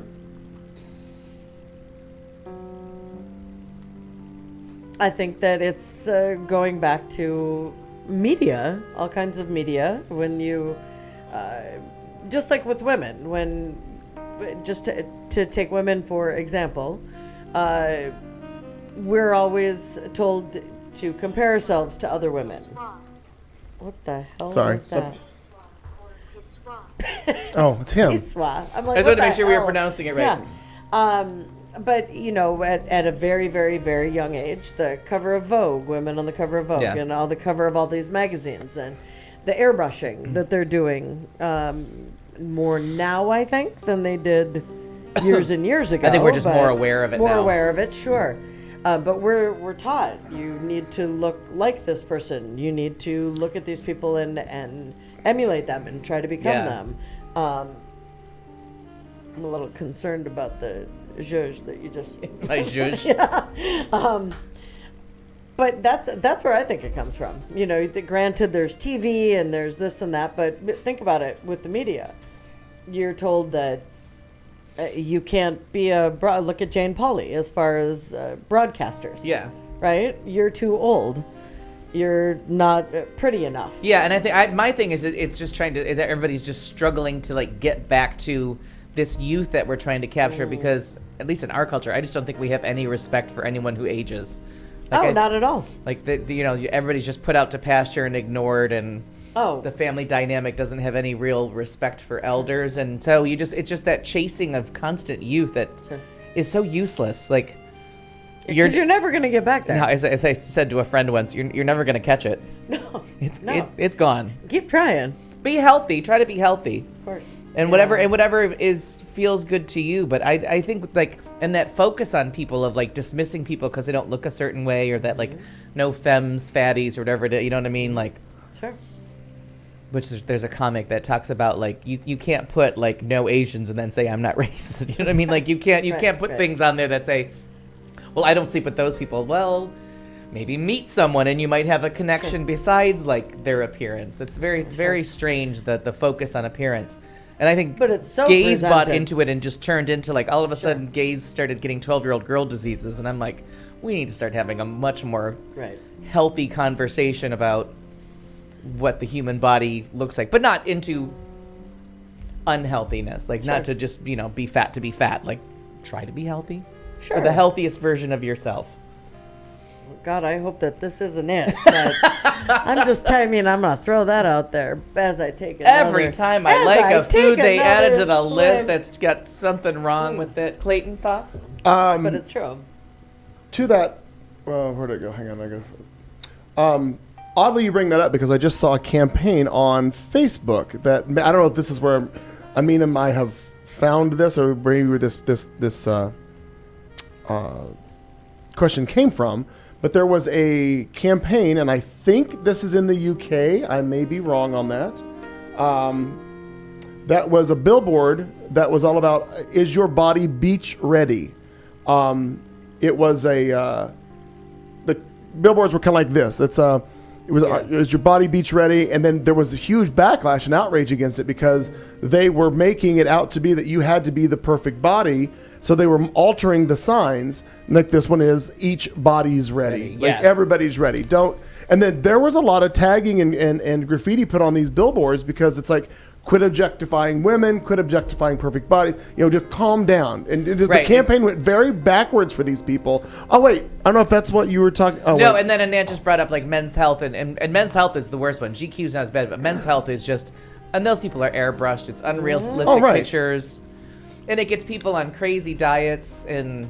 Oh, yeah. People just making like, but my favorite thing is these people that are on like these fantastic diets, but then they're like sitting at the bar next to you, like slamming 17 drinks and can't hold their liquor because they haven't eaten anything in 3 days. Well, and not just that, but when you, I was just telling Annette, it's a shame song, you know, shame song. We haven't heard from her in a while. We haven't heard from that beaver in a while. Shame song. The actual beaver or the one impersonating the beaver? One impersonating. Now, would that be a faux beaver? Yeah, faux beaver. Would be. My faux beaver. A faux beaver? I have phobias. Faux beavers. You know, the difficult thing when it comes to I cannot process and read that, so I apologize. 1 second. You know, the male perspective, because guys are always, especially, and it's very funny to watch guys get to a certain age and then all of a sudden then that's not the thing anymore. Yeah. And the tune changes. But gay men, looking back, people are saying that it's for women and not men, but gay men got on that train about 20 years ago, and it is just maybe longer. And I was just speaking from a female perspective, but I remember there was a gentleman who came into Tinseltown back in the day when it became Tinseltown after Hamburger Mary's, and he was 35, 36, and it's usually when it all goes south. Good looking guy, you know, just and wonderful personality. Just everything was, he kind of had that whole package, if you will. But he also, I mean, lots of money, lots of this, like, so whatever it was that you were looking for, Todd had these things. And he was the saddest son of a bitch I had ever met. Oh, yeah. Because he's like, he's done no work on himself. No, but he's like, but he's like, I'm basically dead now. Oh, because he was 35. Because he was 35. I thought maybe he was going to become neurotic and get hair plugs. I wasn't sure where the story was going. No, sometimes that happens. Sometimes it doesn't. We don't know. It happened in my house. Yes, I know. Not to me, clearly. No. Clearly, look at that. Look at that chrome dome right there. But that, you know, it was really eye-opening to me. To be like, what? No, that's true. What are you talking about? That's an accurate statement. I mean, the gays hold on to that youth thing, and again, I go back and forth between feeling like that because depending on who you are in the world, in the gay world, I have a little bit of a different perspective because I still host things. I'm still out and about. I'm that person, but I'm not objectified by anything. I'm objectified by 60-year-old guys who are looking for somebody younger. That's sadly what it is. But and everybody's guilty of it. Like no one can take a high road here. Everybody has seen someone walking around like, oh, he got fat or right. And I did that by walking by a mirror. I said, God, look. Oh, girl. I look up. I'm like, who's Somebody's that? in my house. Who the hell's here? She's cute in the face. Butterface. It's like it's like Oprah Winfrey on Fat Cam. We have plus size brother Forrest Whitaker here. No, that's you. Oh, Mad TV. That's funny. So funny. Well, and the other issues that come up. I mean, when Ananta's talking about, you know, the idea of male body issues, and then Amina has the intersex. The intersex, and that's I mean, trying to conform as and what are you and then what are you like which side are you conforming? That's tough. That's rough. I can't even imagine. This is difficult enough, and I don't even know what this is. And you know, and like for me, I don't have any. There are certain things now that I'm like, you know what, the hair's gone. There's no like we watched that ship sail away and did something about it. But there's days that I'm like, I'm just tired. Like I am not gonna look my best. I'm not gonna look young and fresh today. I'm fucking exhausted, and I'm old. And we're just gonna deal with that. I'll take a nap. I'll get some rest. I do everything I can to just make sure that my shoes match my outfit. The end. Like everything has to be like a color coded. I put my hats have to match. That's all. But you try to be healthy. You try to like have a healthy meal. You know, walk a little. No, but in general, like ride your bike, walk a little bit, get a little bit of sunshine, get the right amount of sleep. And then some days it's like, okay, I can't bounce back from 2 days in Vegas. There's like one day, but I mean, otherwise you get I don't one get fresh enough day. sleep. I don't eat right. Yeah, but then you go to Vegas for 48 hours and you come back and you look like you should be in a body bag because we're not young anymore. Like that city has beat us down and nearly killed us, and they put your remains on the plane and hope you survive. And you need to recoup. It's going to take a couple days. You have to you got to turn it off for a day. Sure. And with the idea of having to look either super slim girly or super muscular male. You got to pick an extreme of one kind or another. That's tough. Well, that's how it's presented. Yeah. No matter and whether that's intersex or whether that's right here in this room. The idea of that's Which one am I? Which one am I? I don't know. And I have a judgy I'm gonna friend. Say girly on a lot of days. Yeah. Wow. I have a judgy friend in New York, and she'll look at a picture of a drag queen. Yeah. And she'll be like, "Oh, he's too heavy to do drag." And I'll be like, oh, "I know that guy. Like he's a rail." Right. Oh, he's too heavy. What is that to do drag? Like, drag queens should be skinny. And I'm like, okay, now you have. The first, and then she'll talk about aren't drag queens kind of a thing of the past because it's kind of disrespectful and the trans community kind of has that down, it feels like mockery. No, she has some political stance on that stuff. Interesting. Yeah. It's very strange. But then she'll say that about a drag queen being too heavy based on a picture, and you realize well, the picture makes them look a little bit heavier. Well, it's called padding, and they do characters. Right. No, exactly. But you're looking and you're like, well, okay, but how cruel is that to say to somebody if that's your expressive art and now you're too fat to do that, how cruel is that to say out loud? Right. But I mean, it just kills me that things that people just instinctively go to putting someone down for not conforming to a standard, and I think it's so dangerous and makes people feel bad about it's who you are. Be a halfway decent person. And go ahead and take it back to when people are not anymore 9, 10. But going into puberty and going into different when everything is being portrayed that you have to look like this and you have to wear these clothes, this label, so it becomes what you're wearing, who you're wearing. Yeah. Right? Oh yeah. Totally. Oh, the label whores, the money whores. Oh, that's tough too. So you have man whores. That's you too. But you have the outer shell that you have to portray a certain level, if you will, and then the same thing with how it fits you. And are you and you got to kind of start asking yourself, instead of constantly looking in the mirror looking for imperfections, are you doing anything to improve yourself? Are you reading? Are you exploring the world? Not that exploring the world, but are you looking outside your house to see are there people to meet? Are there ways to enrich your life through culture, something you can do to bring stuff in, the news, get involved with something local?